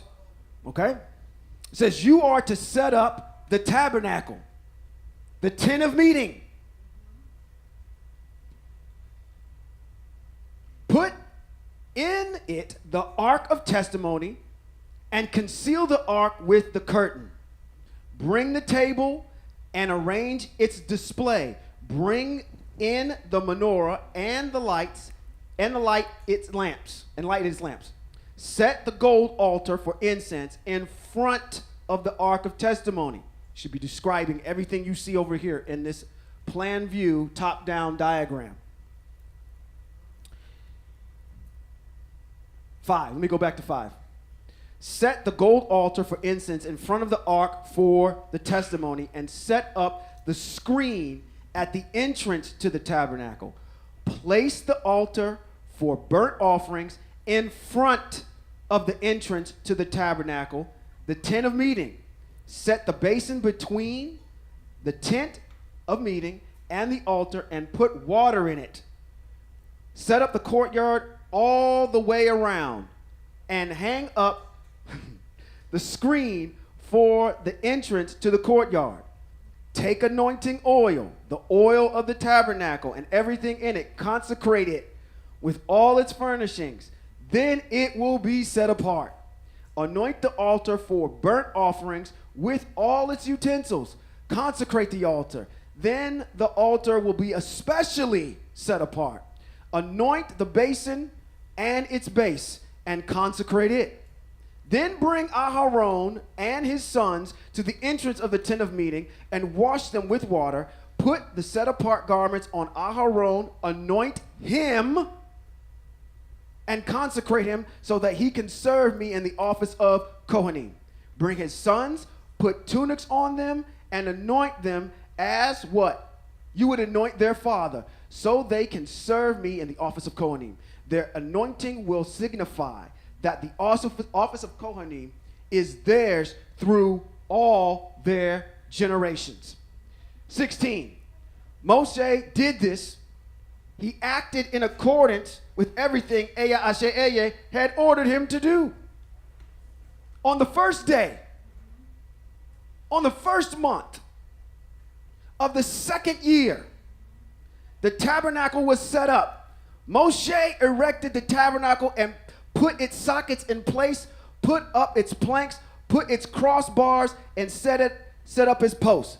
Don't answer this because I already know you know the answer. Does anybody see something in here? Maybe a minor detail. But it hit me in the face. Yes, sir. I don't know if I'm getting this correct, but where's your microphone? I don't know. You're passing that one right there. That's good. What you got to say, brother? Is that the time that is given to Moshe is amongst the time that has already passed. So when we're calculating our years and our dates and times, we're not calculating it from the creation. We're calculating it from when the instructions are given. But I could be wrong. No, I wouldn't go down that road. Nope, I wouldn't say that. Great observation, but no. Anybody else? Yes, I'm gonna start from the back and work my way to the front. Yes, ma'am. Oh, you just took it. You just took it. Go ahead and say it.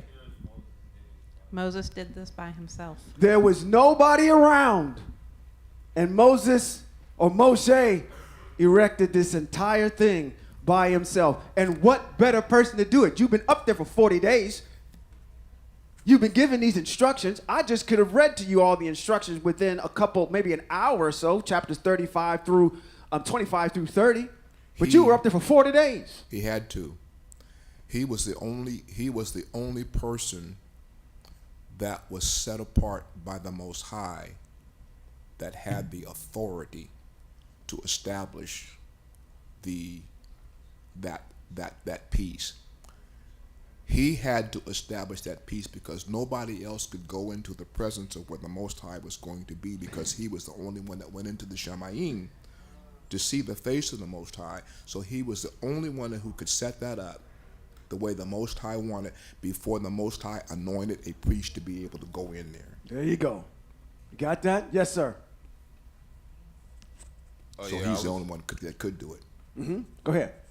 Oh, I was reading on verse 17. It says, on the first day of the first month of the second year, the tabernacle was set up. So I just noticed, to me, basically what a year after them coming out of exile, this gets set up. This gets Correct? set up? Yeah, Okay. That's one thing that I noticed too. There's one more piece I want to add to this, and I want to get the other two ladies that were over here before I really emphasize this issue. So the first issue that we unearthed was that the only person that erected this was Moshe. It didn't say Oliav helped him.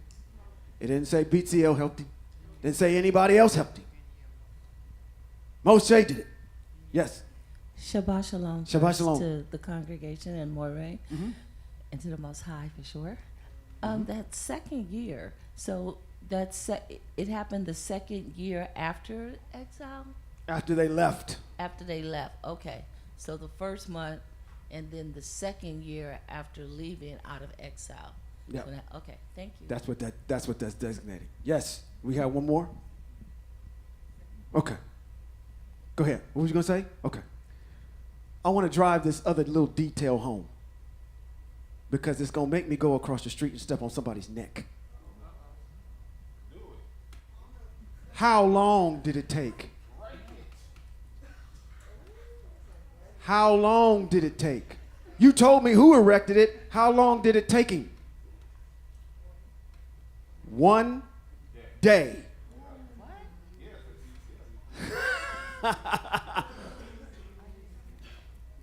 What did it say? It says on the first day of the first month in the second year, the tabernacle was set up. He was given it on the first day of what? He's got it on the, hey, here's all the materials. Okay, let's go set this bad boy up. It took him 1 day to do it by himself. All those, that's why before I started 40, what I should have said is 40 is one of those chapters that there is an embedded miracle that's in here that we don't see. Because there ain't no way you're going to take these big long planks by yourself, set them in these sockets all the way around by yourself. And hang those curtains. Hang the curtains as tall as they was. Something else was going on when you think about it, okay? He's doing this by himself, and these things are tall. Yes, sir. Does it say that he did it by himself? Yeah, we just went over it. Go back up. It says, who to give the instruction to, very verse 1. That's why I stopped. Verse 1, chapter number 40. Eye said to Moshe, on the first day of the first month, you are to set up the tabernacle. Nobody else. He's the only one that could.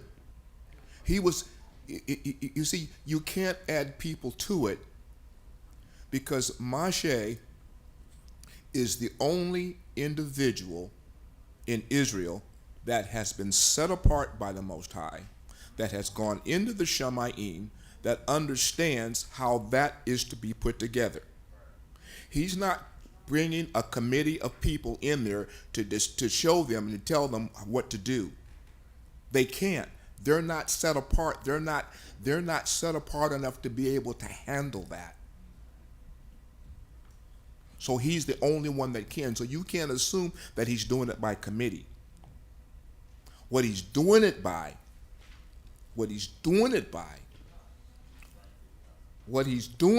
come on, class. Yeah, you see, What he's doing it by is the mighty power of. and the super strength of the knowledge and of the super knowledge of the Most High that's giving him the strength and the ability to do what he saw in the Shemayim, because he's the only one that knows how to do it in 1 day. 1 day. Who Yes, we sir. talking about? Wait. Who we talking about? That's why I said, what did you get sitting down for? Wait, who we talking about? We're talking about one man whom the Most High has given the most credit to, The one man whom the Most High has given the vision and the understanding to be able to see it. The one man between Israel and himself are the only two individuals, the Most High and Moshe are the only two powers that have the ability to do that. They're the only two. Can't do it by committee. Committee's not set apart enough to do it. Ha! I got to come up here. Hold on. The committee can't go in here. The committee can't handle the thing. Once this is built and those articles go in there and this goes in there, the seat where the Most High is going to come down, they can't go in there. Moshe is the only one that can do that. Because the next thing that you're going to see, when this is done, you're going to see the presence of the Most High fill that place. And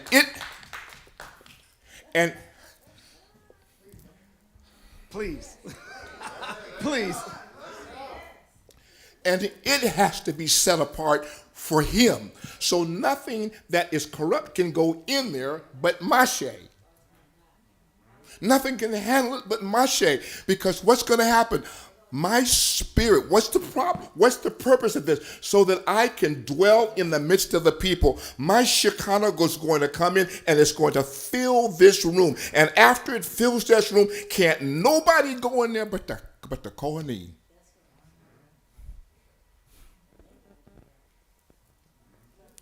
So, ain't no committee did that. The mighty power, come on, y'all. The mighty power of the Most High filled Moshe with the strength and the ability to do something that's beyond your ability to imagine. It's beyond your imagination to figure out how BTL made that out of 66 pounds of gold and never cut it. And the fact that it had to work because it was a lamp.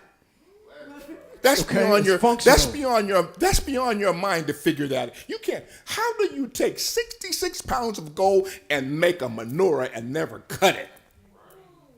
And make petals? And make cups?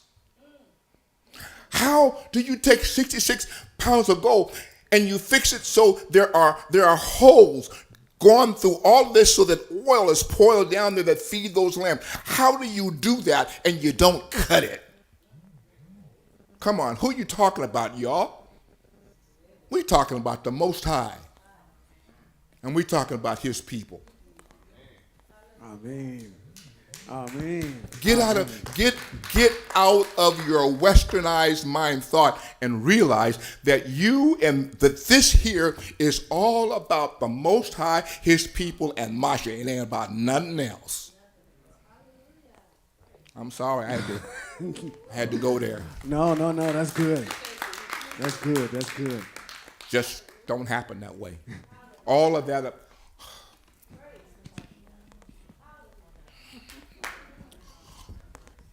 All of this up here is set apart. This right here is set apart. This is where the offerings come for your sins.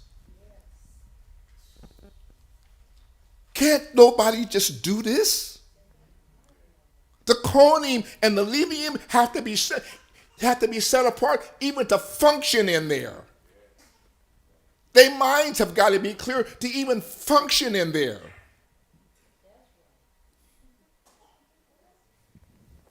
What? So we're going to start out with something corrupt? No.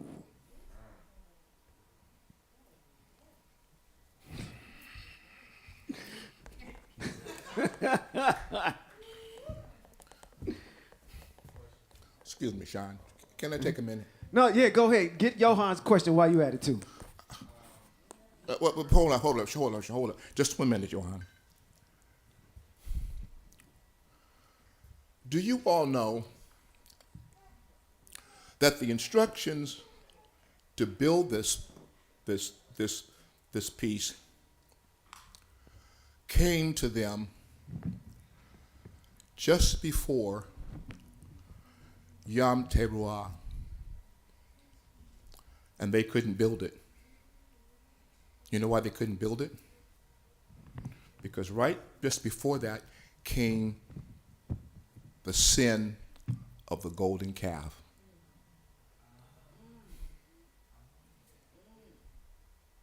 The Most High brought it back,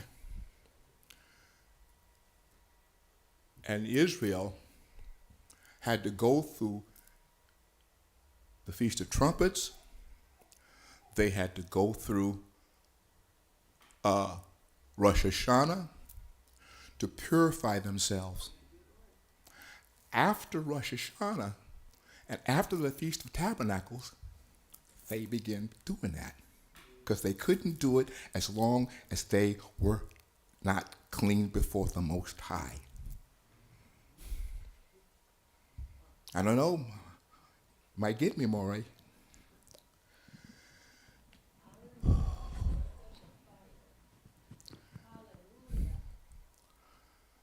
It's been said that from the time of the end of the Feast of Tabernacles to what we have on the calendar that's called Hanukkah in November, I think it's in November, between there and then, all of that was made.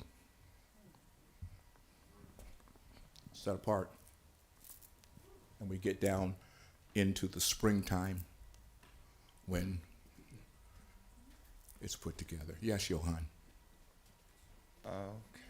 Okay. I just have a couple questions because the point that's being made here is that Moses did this himself and that he was the only person allowed to do this. I want to bring up why my train of thought is this way.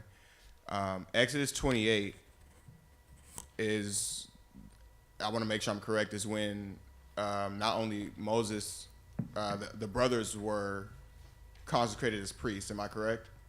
Yes. You're talking about his brother Aharon and his sons. Yes. So if they were consecrated as priests earlier, why would they not be allowed to help Moses build the tabernacle? Because the text is very specific on who's erecting it. Okay. Because if we read on, let's stop where we is, and let me go on from 17. Let's drop down to 17 because it's very specific on who's doing this. We're going to keep beating Moshe into this, okay? 40 and 17. So you're at the top of 40. Let's go all the way down to verse number 17. All right. Okay? So when we get down to 17, it's going to say, on the first day of the first month of the second year, the tabernacle was erected. That tells me how long it took. Took a day. Moshe, by name, erected the tabernacle. Put its sockets, this is all he did. Put its sockets in place, put its planks, put its crossbars, and set it up, set its posts. He spread the tent over the tabernacle and put the covering of the tent above it. And as Asher had ordered Moshe, there again, he took and put the testimony inside the ark, put the poles on the ark, and he did it. And he set the ark cover above on the ark. Then he brought the ark into the tabernacle, set up the curtain as a screen, and concealed the ark for the testimony as Asher had ordered Moshe. So that's why I keep beating in Moshe. So we know emphatically who did it and how long it took. Okay? It says he put the menorah, let's go up to 22. I'm skipping. It says, he put the table in the tent of meeting on the side of the tabernacle facing north, outside the curtain.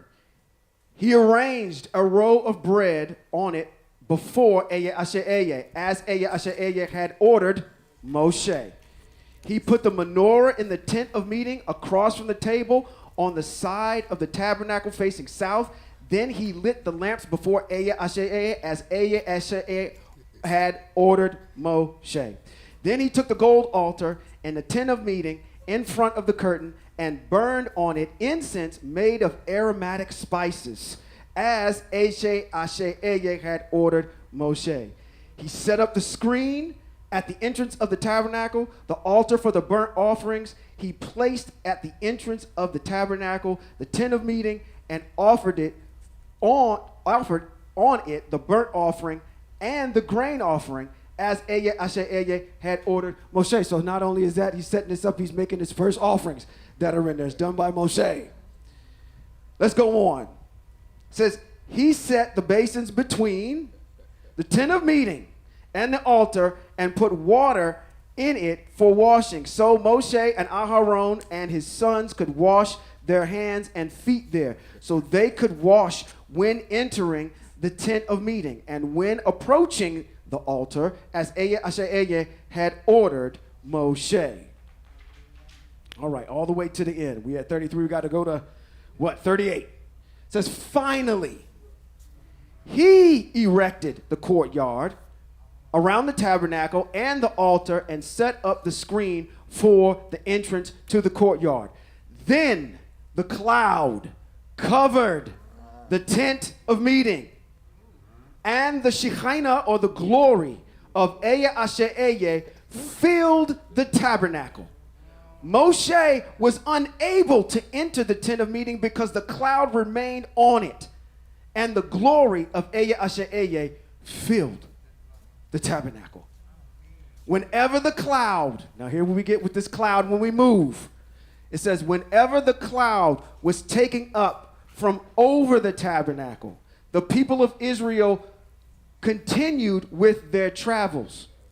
But if the cloud was not taken up, they did not travel onward until the day when it was taken up. So we have a cloud that's descending on this tabernacle, and as long as it's there, we're going to stay in that same spot. This is a good segue, like I said, going into the book of Bamidbar, into the wilderness. We're not going to move until the Most High moves first. Okay? All right. You walked all the way up here to the front. I got to come back. Why are you doing that? Let me finish this last verse. I want you to see something. They did not travel onward until the day when it was taken up. Last verse, it says, for the cloud of Yahweh was above the tabernacle during the day and was what?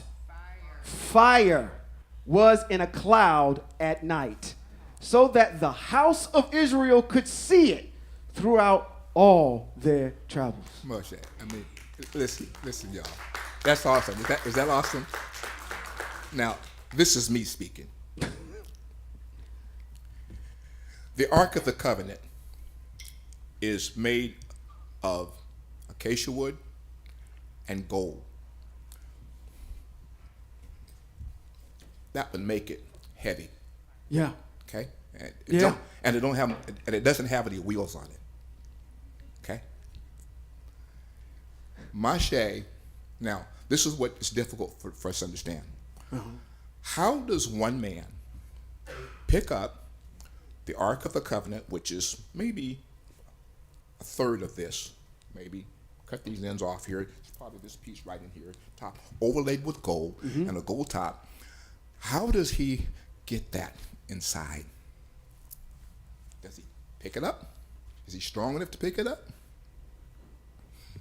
Maybe. The Most High is anointing him with some oil to pick it up. Or this is me speaking. Okay, come on. Or maybe just the Spirit of the Most High became his, his dolly. Maybe the Ruach became the dolly for moving all that heavy furniture around that helped him. Is that possible? We don't know. But think about it. It's made of acacia wood overlaid with gold. Is gold heavy?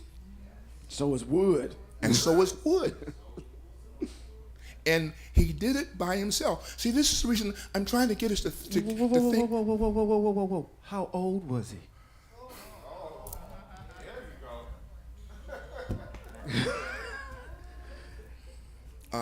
He was past being an octogenarian. He wasn't a young man. He was not a young man. This is not a, he's 80 plus doing this. I just want you to think for a minute that we're talking about the tabernacle. And I want you to think about the tabernacle. Mm-hmm. Who's moving this tabernacle around? Is this tabernacle light or is it heavy? If it lays there, it's dead weight, right? But it's moving around. This tabernacle, come on, y'all, is moving around by the power and the influence of the Most High. Is it not also possible that the tabernacle and the ark and the covenant has been moved around by Moshe by the power and the spirit of the Most High? They're both the same? Isn't that reasonable to understand? Excellent. Wow.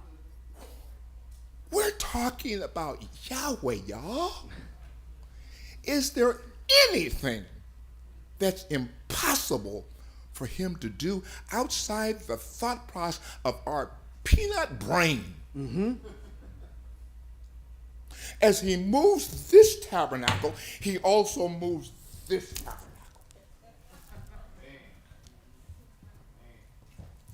Just saying. Just saying.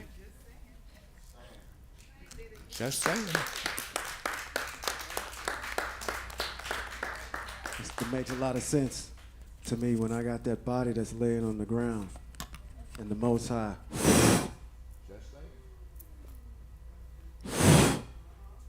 And now it became a living soul. Now, that makes me want to run. To run around this congregation. That makes me want to hoop and holler. Yes. That makes me want to make some noise. Mm-hmm. Hallelujah. That makes me very want to good. cry tears of joy. Yes. Mm-hmm. Yes. Just saying. Now, I told y'all that after I got done with 40, oh boy. What? Okay, so what we've established as Hebrews is we've established a couple different things. We understand how this was put together, do we not? We understand how long, we understand who did it, we understand who oversaw the construction, we understand all of that. We understand where the mitzvot for this come from. We can pinpoint that, right? You're Hebrews. Now, again, I'm going to label 40 as my miracle chapter because of what your Moray just got eloquently explaining. Why my old Christian brain kicked in when I read this, I said, I got to go ahead and maybe check some things out that was said over there. Does anybody ever remember when you were in vacation Bible school, when they asked this particular certain individual,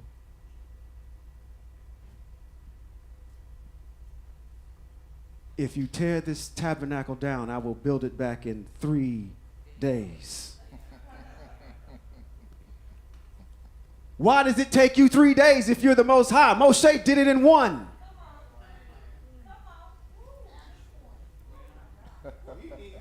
He said he needed some help. Let's go across the street and get it. Go to John chapter number 2, verses 13 through 22. I'm going to show you how Hebraic these folks are. When you remove all of this stuff off of it, and you look at it from a Hebraic standpoint, these people were asking this man a very decent question, which he should have answered it forthright and directly if you are in so fact the Most High. I just want to point something out. While I over here praising this 3-day thing, that's chump work to Moshe. John, chapter number 2. You got Matthew, Mark, Luke, John, that John. Yeah, not 1 John, 2 John, 3 John. We're not there. We want John, chapter number 2, verses 13 through 22. Just to bring some clarity to something. All right. We there? No. Not yet? Okay. John chapter 2, verses 13 through 22. Yeah.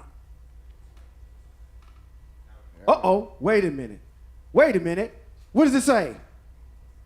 It was almost, wait a minute. Why is this showing up in the New Testament? It was almost time for the festival of the Moedim of what? Pesach. Pesach. What do you know about Pesach? One of the mitzvot about Pesach and the Feast of Matzah. 3 times a year, your men are supposed to appear to where? In Yerushalayim, right? 3 times a year. For the festival of Pesach in Yehuda.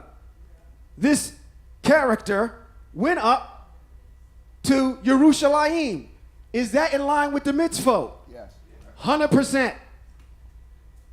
In the temple grounds, now, this is where I'm going to stop and slow down a little bit, okay? Because I want to make something very clear.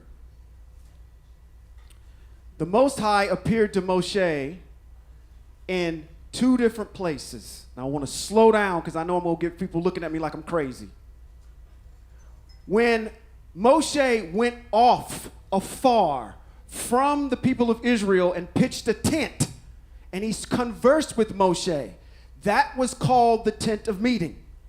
The Most High would ascend. Yahshua was out there. When people had their problems, they would bring him to him. My receipt for that is in Exodus chapter, don't go there. This is in Exodus chapter 33. You can write this down. Chapter number 33, verses 7 through 11. It reads, Moshe would take the tent and pitch it outside the camp, far away from the camp. He called it the tent of meeting. Okay? So there's that tent of meeting, the temporary one. There's the second tent of meeting, this has been called the tent of meeting. This is temporary. Why? Because it's moving with Hebrew Israel.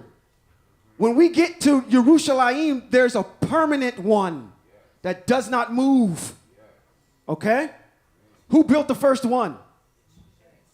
The permanent one. Oh, David. David's son. Yeah, Shlomo. Remember he said, David was like, I want to build your house, Most High. He said, no, that's not your task. I'm going to give it to one of your descendants to do. So, Shlomo builds the first one. There's a second one that's built, and it was done during the time of King Herod. It looks more like this, what I'm showing you here, where there is the temple, right? Now you're going to be asking yourself a question. This is where I'm going to lose a lot of y'all. The articles inside of the temple stayed intact. They never changed. The construction changed over time because they're not using tent pegs and whatnot anymore. They're using something else. And I'm going to read to you a portion of that talks about. It's in, I think it's in 1 Kings. You my Kings guy. 1 Kings chapter number 6 is my receipt for that, where Shlomo is given the instruction, or Shlomo is saying, hey, I want to build this tabernacle for you, and the Most High blesses Shlomo, and you get all of the dimensions that were used to make the permanent tabernacle in 1 Kings chapter number 6, verse around verse 19. But you read the whole entire chapter in its context. So I just want to make sure that we all understand that we have to put this in its proper context when we're talking about what tent of meeting are we talking about. There's a tent of meeting that was temporary, where the Most High just met with Moshe. There's the one, this one, which you're given the instruction on Shemote chapter number 25 through 30, which was temporal as it moved with them in the desert. There are certain, matter of fact, Kahat, Merari, and Gershom are the individuals that have to move this. There's specific mitzvot that are on that. And then you have the last version of it, which winds up being permanent. Okay? All right.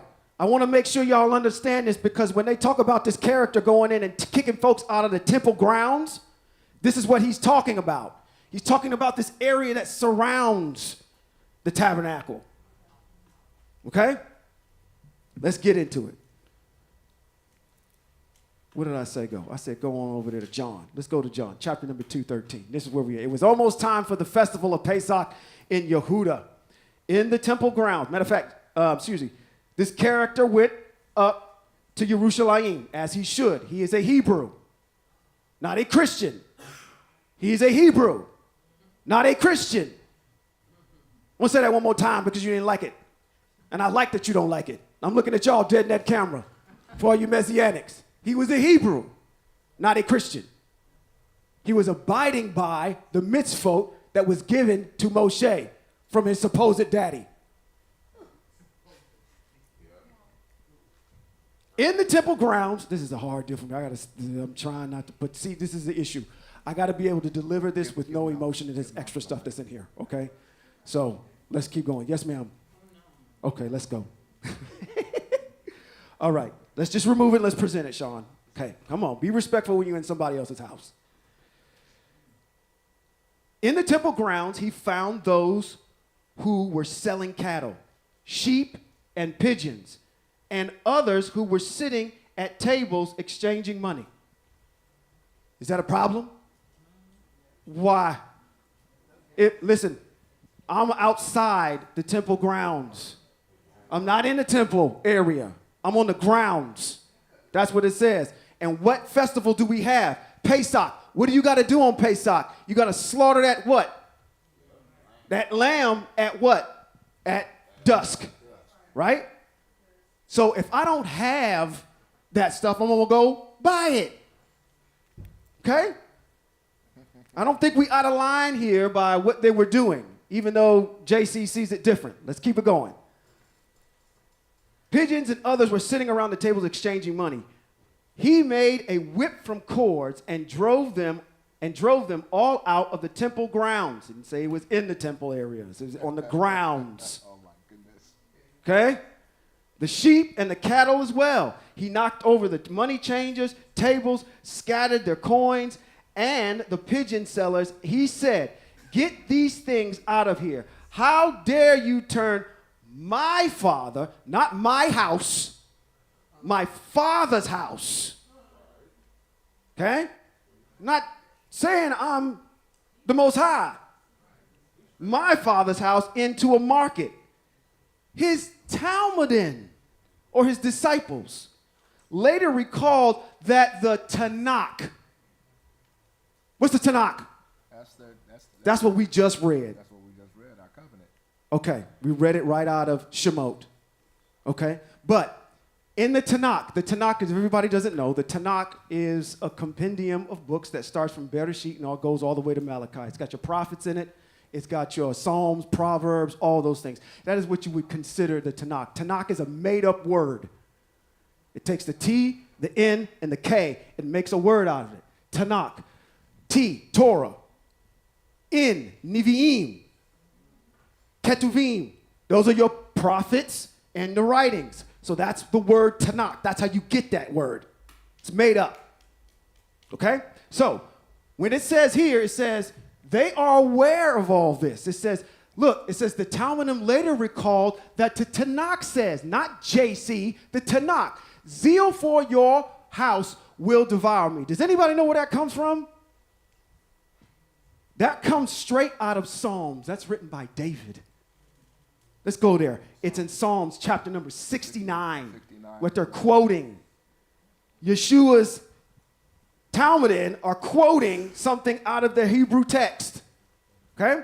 It's in 69, Psalm 69, 10, 6 through 10. I'm going to help him out, Johan. Psalm 69, that's where I want to go. Psalm 69, 6 through 10. 69, 6 through 10. We're in Psalms. All right, let's get it. I'm trying to prove a point here, which y'all already know what the point is because I gave it to you up front. We're just working backwards through the details. It says, Yah, you know how foolish I am. My guilt is not hidden from you. This is David talking. Said, let those who put their hope in you, Yahweh, Elohim, Savaot, not be put to shame through me. let those who are seeking you, Yahweh of Israel, not be disgraced through me. For your sake I suffer insult, shame covers my face. I am estranged from my brothers, an alien to my mother's children. What is he talking about? He is on the run. This is when he's going through these trials and tribulations of him running, being out of the house, and the Most High kept him while he was out trying to survive. It says, for your sake I suffer insults, shame, and cover my face. I am estranged from my brothers and an alien to my mother's children, because this is what they're quoting over there in that New Testament. Here it is. The zeal for your house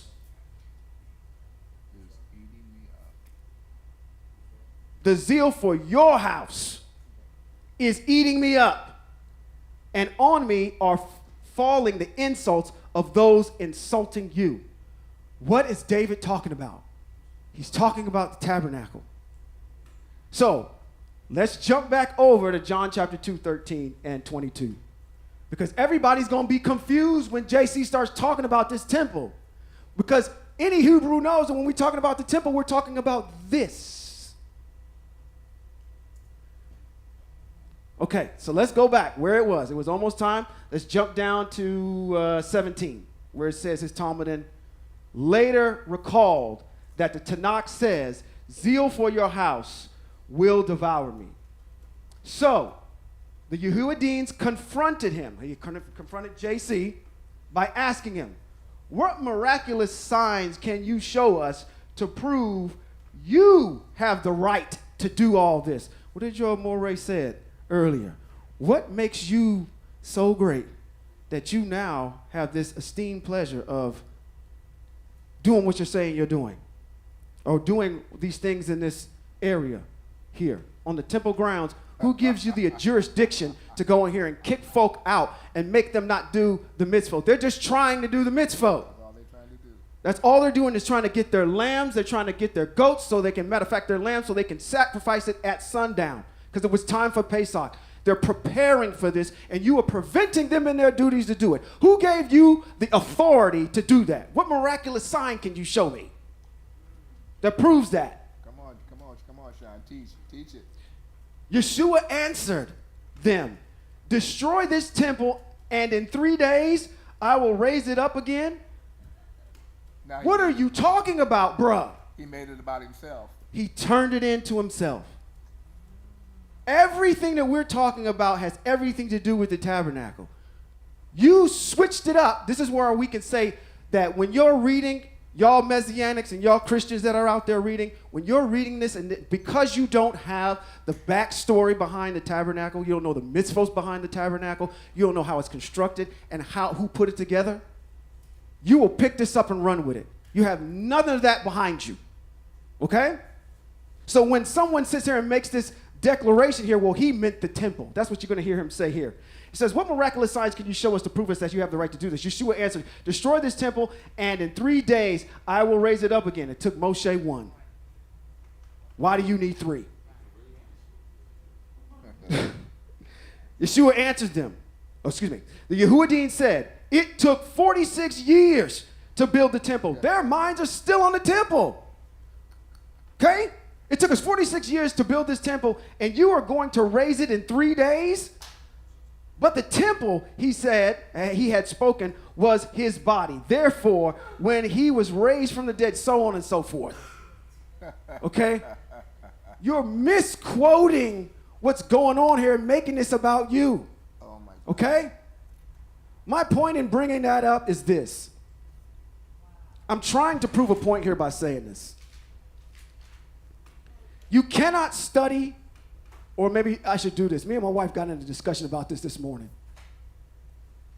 I'm sorry, I'm going to put you on blast. I believe there's someone she's ministering to that has an issue with changing from Sunday to Sabbath.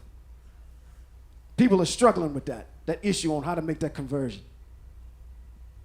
I had said to her she was struggling with being able to go ahead and say the right things to this individual because of her understanding of where she is Hebraically. I offered, which some of you may disagree, I offered the same path that we did. While the book, I think you're referring to from Sunday to Sabbath, has a lot of interjections going back to JC, it still arrives at the point, which is Sunday is not the day. Sabbath is the day. Okay? Now, we're using that tool, which I don't totally agree with, to get them there. I want you on the path. I want you walking towards Sabbath. We can clean up this stuff along the way. Some people can't do stuff cold turkey. I remember when we did it. It was introduced. It was talked about. We midrashed about it. We did all these things before we said we are about to make this transition easy. And we were still on Sabbath service, and we were still doing the JC thing, which some of you can attest to because you showed up here and it was like, oh, they ain't ready yet. But over time, as we got an understanding of the Most High, we came into the full understanding of what we were doing. So I'm saying this to say this, to prove my point here. You cannot study JC unless you study him from a Hebraic standpoint. Period. I don't want you studying him, but if you have to, study it from this particular standpoint. Learn the mitzvot. Learn how to the oneness of the Most High. When you see these things show up in the New Testament, you should be asking questions because they don't line up with over here, what the Most High has established for his people. Out of context. So, if it doesn't line up, what did Johnny Cochran say? If it don't fit, then you must acquit. Okay? So also I'm trying to show you here is give you the backstory, which is a good segue from where we're coming out of, to show you what the tabernacle is about. And then when declarations are made over in the New Testament that don't line up with what the Most High has given the Most High's people or the Most High's leader, we got to question it and say, okay, something's superiorly off here. But you wouldn't know that. Know why? I'm on my high horse. You know why you wouldn't know that? Because you've been indoctrinated because it's been done away with. You don't have to do it anymore. The keys of the church has been turned over to Peter. Now man is in control of the church. So the church can do whatever it wants to do. It can say this stuff has been done away, we're going to instantiate something else. But because you have a lack of knowing who you are and whose you are, and that power that supports that, you will never tap into the fullness of the Most High. And these little things like this that should have brought something to your remembrance to say, okay, the tabernacle was erected in one day. Why do I need 3 to do it? And it's supposedly you are the Most High, incarnate in the flesh, which you're not. Why does it still take you that long? I mean, you the one that gave it, wasn't it? Should have been up in an hour, as far as I'm concerned, since you know what's going on. I'm only bringing it, like I said, I'm bringing that to bring clarity to some things you might have, just to put another quiver in your belt when people want to argue this with you all day long. Say, first of all, matter of fact, if I was doing this, I'd have stopped you right at the first line and said, oh, okay, we observing Pesach, so when's the last time y'all did Pesach? Do you even know what Pesach is? If you got these nice little funky little wristbands on that says WWJD, what would Jesus do? Jesus would have went and did the mitzvot. Would he not? We have evidence of it. Yeah. We have evidence in Matthew chapter 19 where this individual says, do the mitzvot in order to have eternal life. I'm not advocating for him. I'm just saying, y'all need to start reading y'all text instead of listening to somebody else other than the Most High. Okay? That piper on stage is playing. He's sitting there playing to your emotions the whole entire time. That's why the theatrics are there. That's a system. How much time do you really spend getting into the teachings of the Most High? Barely never, because you take them 2 verses and you pull them out and you springboard and you talk about whatever pop culture is going on. It's going to happen tomorrow in droves.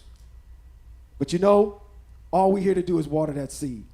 Let you know that the Most High is one. The Most High has one people, has one land, some real estate for that people.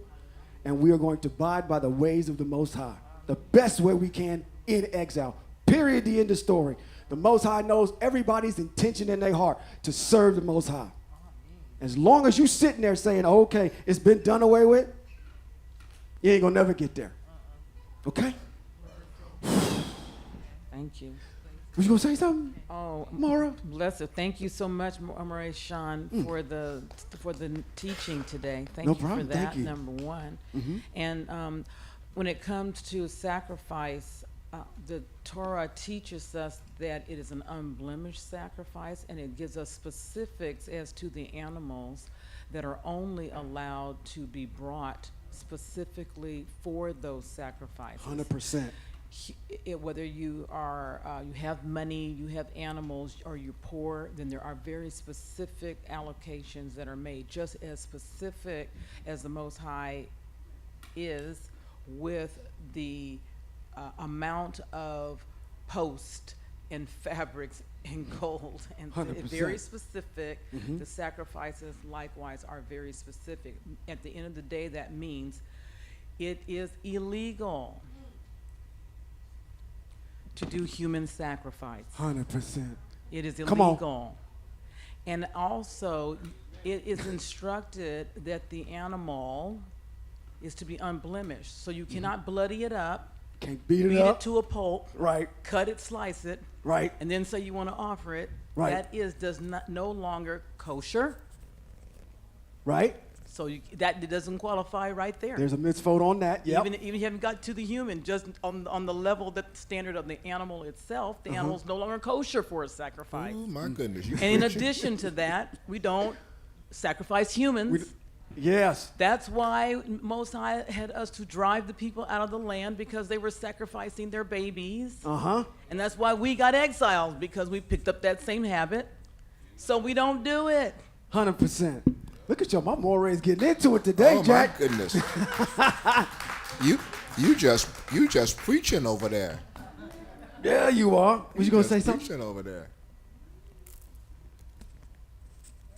I was just going to say what Morimaka was saying about we don't do the sacrificial or sacrifice humans. The part when I was reading the book that Sean was talking about, that's the part I kind of stopped on, if you will. And there was also a podcast that was also talking about Sunday to Sabbath, and that's what they were like. Their nose was up in the air about, people like us who believe that when we get back into the land, we will be doing what the mitzvot say. As far as the animals, they're putting their nose up in the air about that, but they're okay with human sacrifice. I was confused. Like, what? I don't understand. Like, you okay with the human sacrifice, but you're not okay with the animal sacrifice? Like, I don't understand. It's a thing. It's a thing. We only do. As a matter of fact, I'm going to give you all receipts for it. Go read Vayikra or Leviticus chapter number 4. Where it tells you what a sin offering is. It breaks down sin offering from not only from a community, but from the Kohen Hagadol, what he has to present, what the leaders have to present, and then what the individual has to present. And nowhere in that liturgy does it talk about a human sacrifice for redemption of anything. So this is the things that we just need to see. Get your backstory. When I tell people all the time to get introduced to this, I tell them, well, where should I start? I'm new to this. I don't know anything about being Hebrew. You know where you start? In the beginning. There you go. Start at verse 1, chapter 1, and read forward. That's all you need to do. Okay? Don't jump in the middle of the Bible. Or the end of it. Talk about end time prophecy. This is how Trump did. No, we ain't doing the political stuff and trying to do all this stuff. No. What did the Most High say? All right. I'm done, y'all. So I'm going to let you go unless you got something you want to say. Head Moray. Good. I've said it all. You said I ain't said it. I left it out there. Moray, I'll say one last thing. Yes, Mora. To begin, where do you begin? Yes. Be willing. Be willing. Yes. Be willing. Come with the willing mind, come with the willing spirit to hear what the Most High is saying.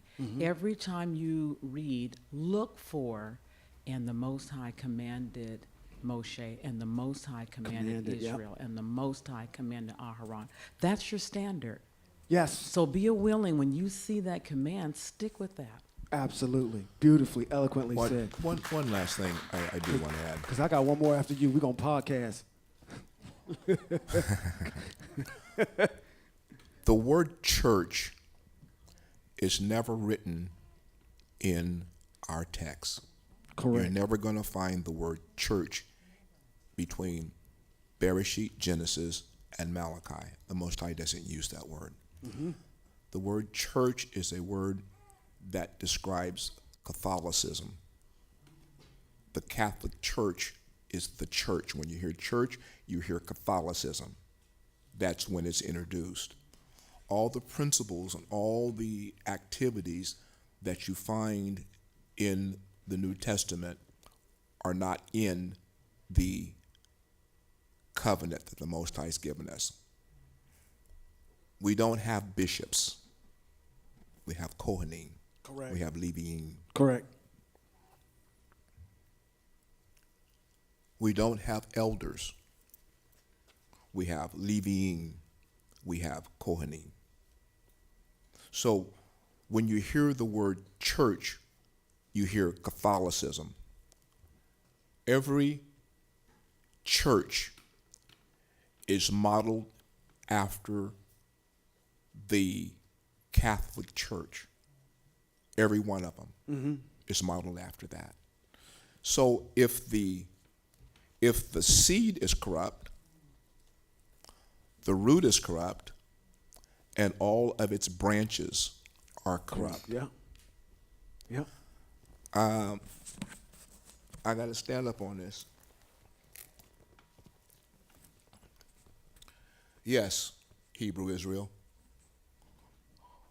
We have a right to stick our chest out. We have a right to stand in the midst of the world and say, we are different. We have a right to say that we have been set apart as the only people that the Most High recognizes. Scripture text, Isaiah. The nations and the people are but a drop in the bucket and a spot of dust to me. They don't mean anything to me. Hebrew Israel, who are you?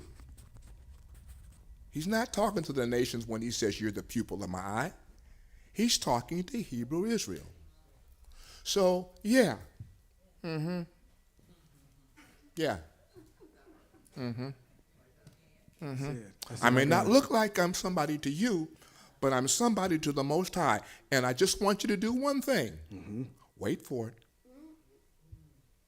Wait for it. Wait for it. The Most High has only made Hebrew Israel a promise. I am going to come and get you, and I am going to redeem you out of them. He didn't say he was going to redeem the Greeks. He didn't say he was going to redeem the Romans. As a matter of fact, if you read Ezekiel, you'll find out exactly what he's going to do to the Greeks and the Romans. But you, Hebrew Israel, you, Hebrew Israel,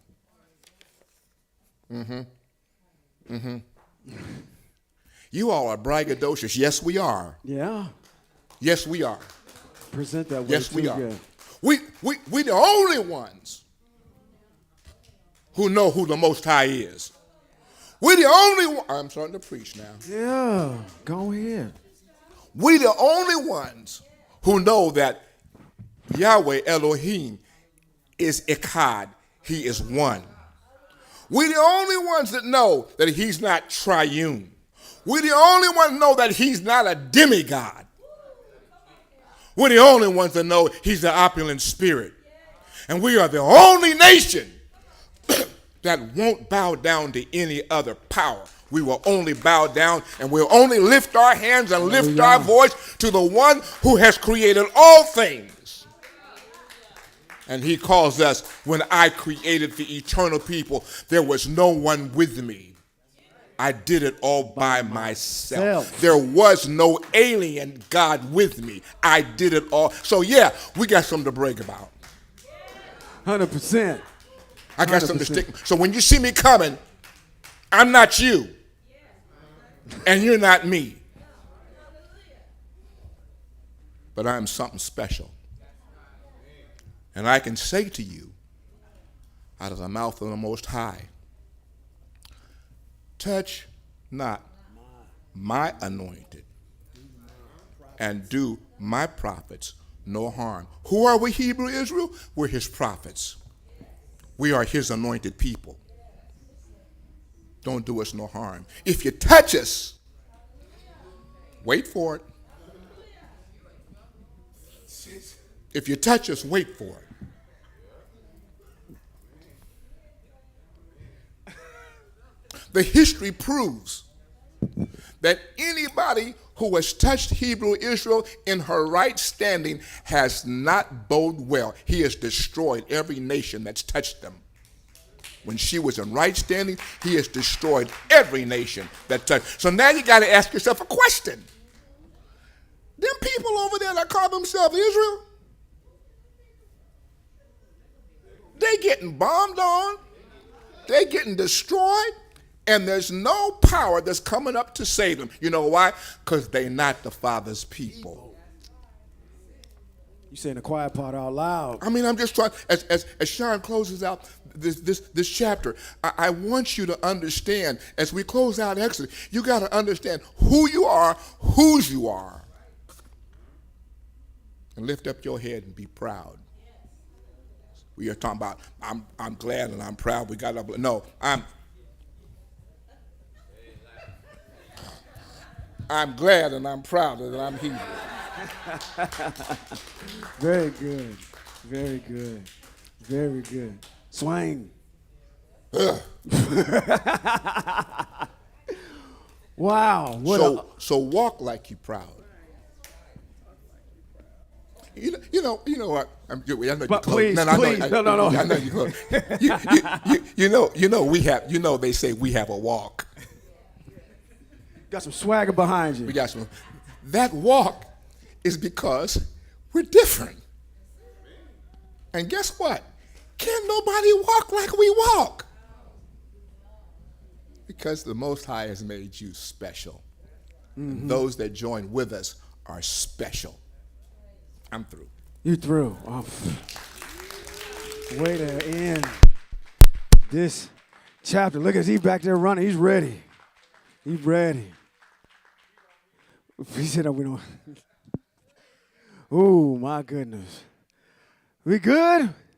We good. All right.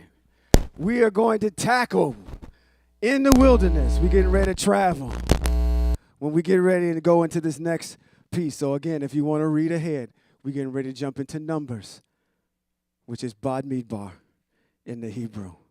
Okay?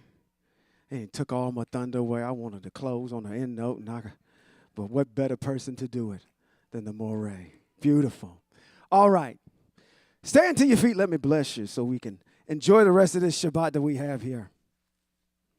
In the book of Bad Midbar, chapter number 6, verses 24 through 26, we bless the Most High and we bless the Most High's people by reciting this and saying this. In the Hebrew, it says, Yivareka Yahweh v'yishmareka. Yair Yahweh panav eleka v'chuneka yisa Yahweh panav eleka v'yasam lecha shalom. Which simply means in English, may Yahweh bless you and keep you. May Yahweh lift up Yahweh's face, the Most High's face, El Shaddai, Yahweh Rapha, Yahweh El Shaddai, Savaot, and shine on you and show you his favor.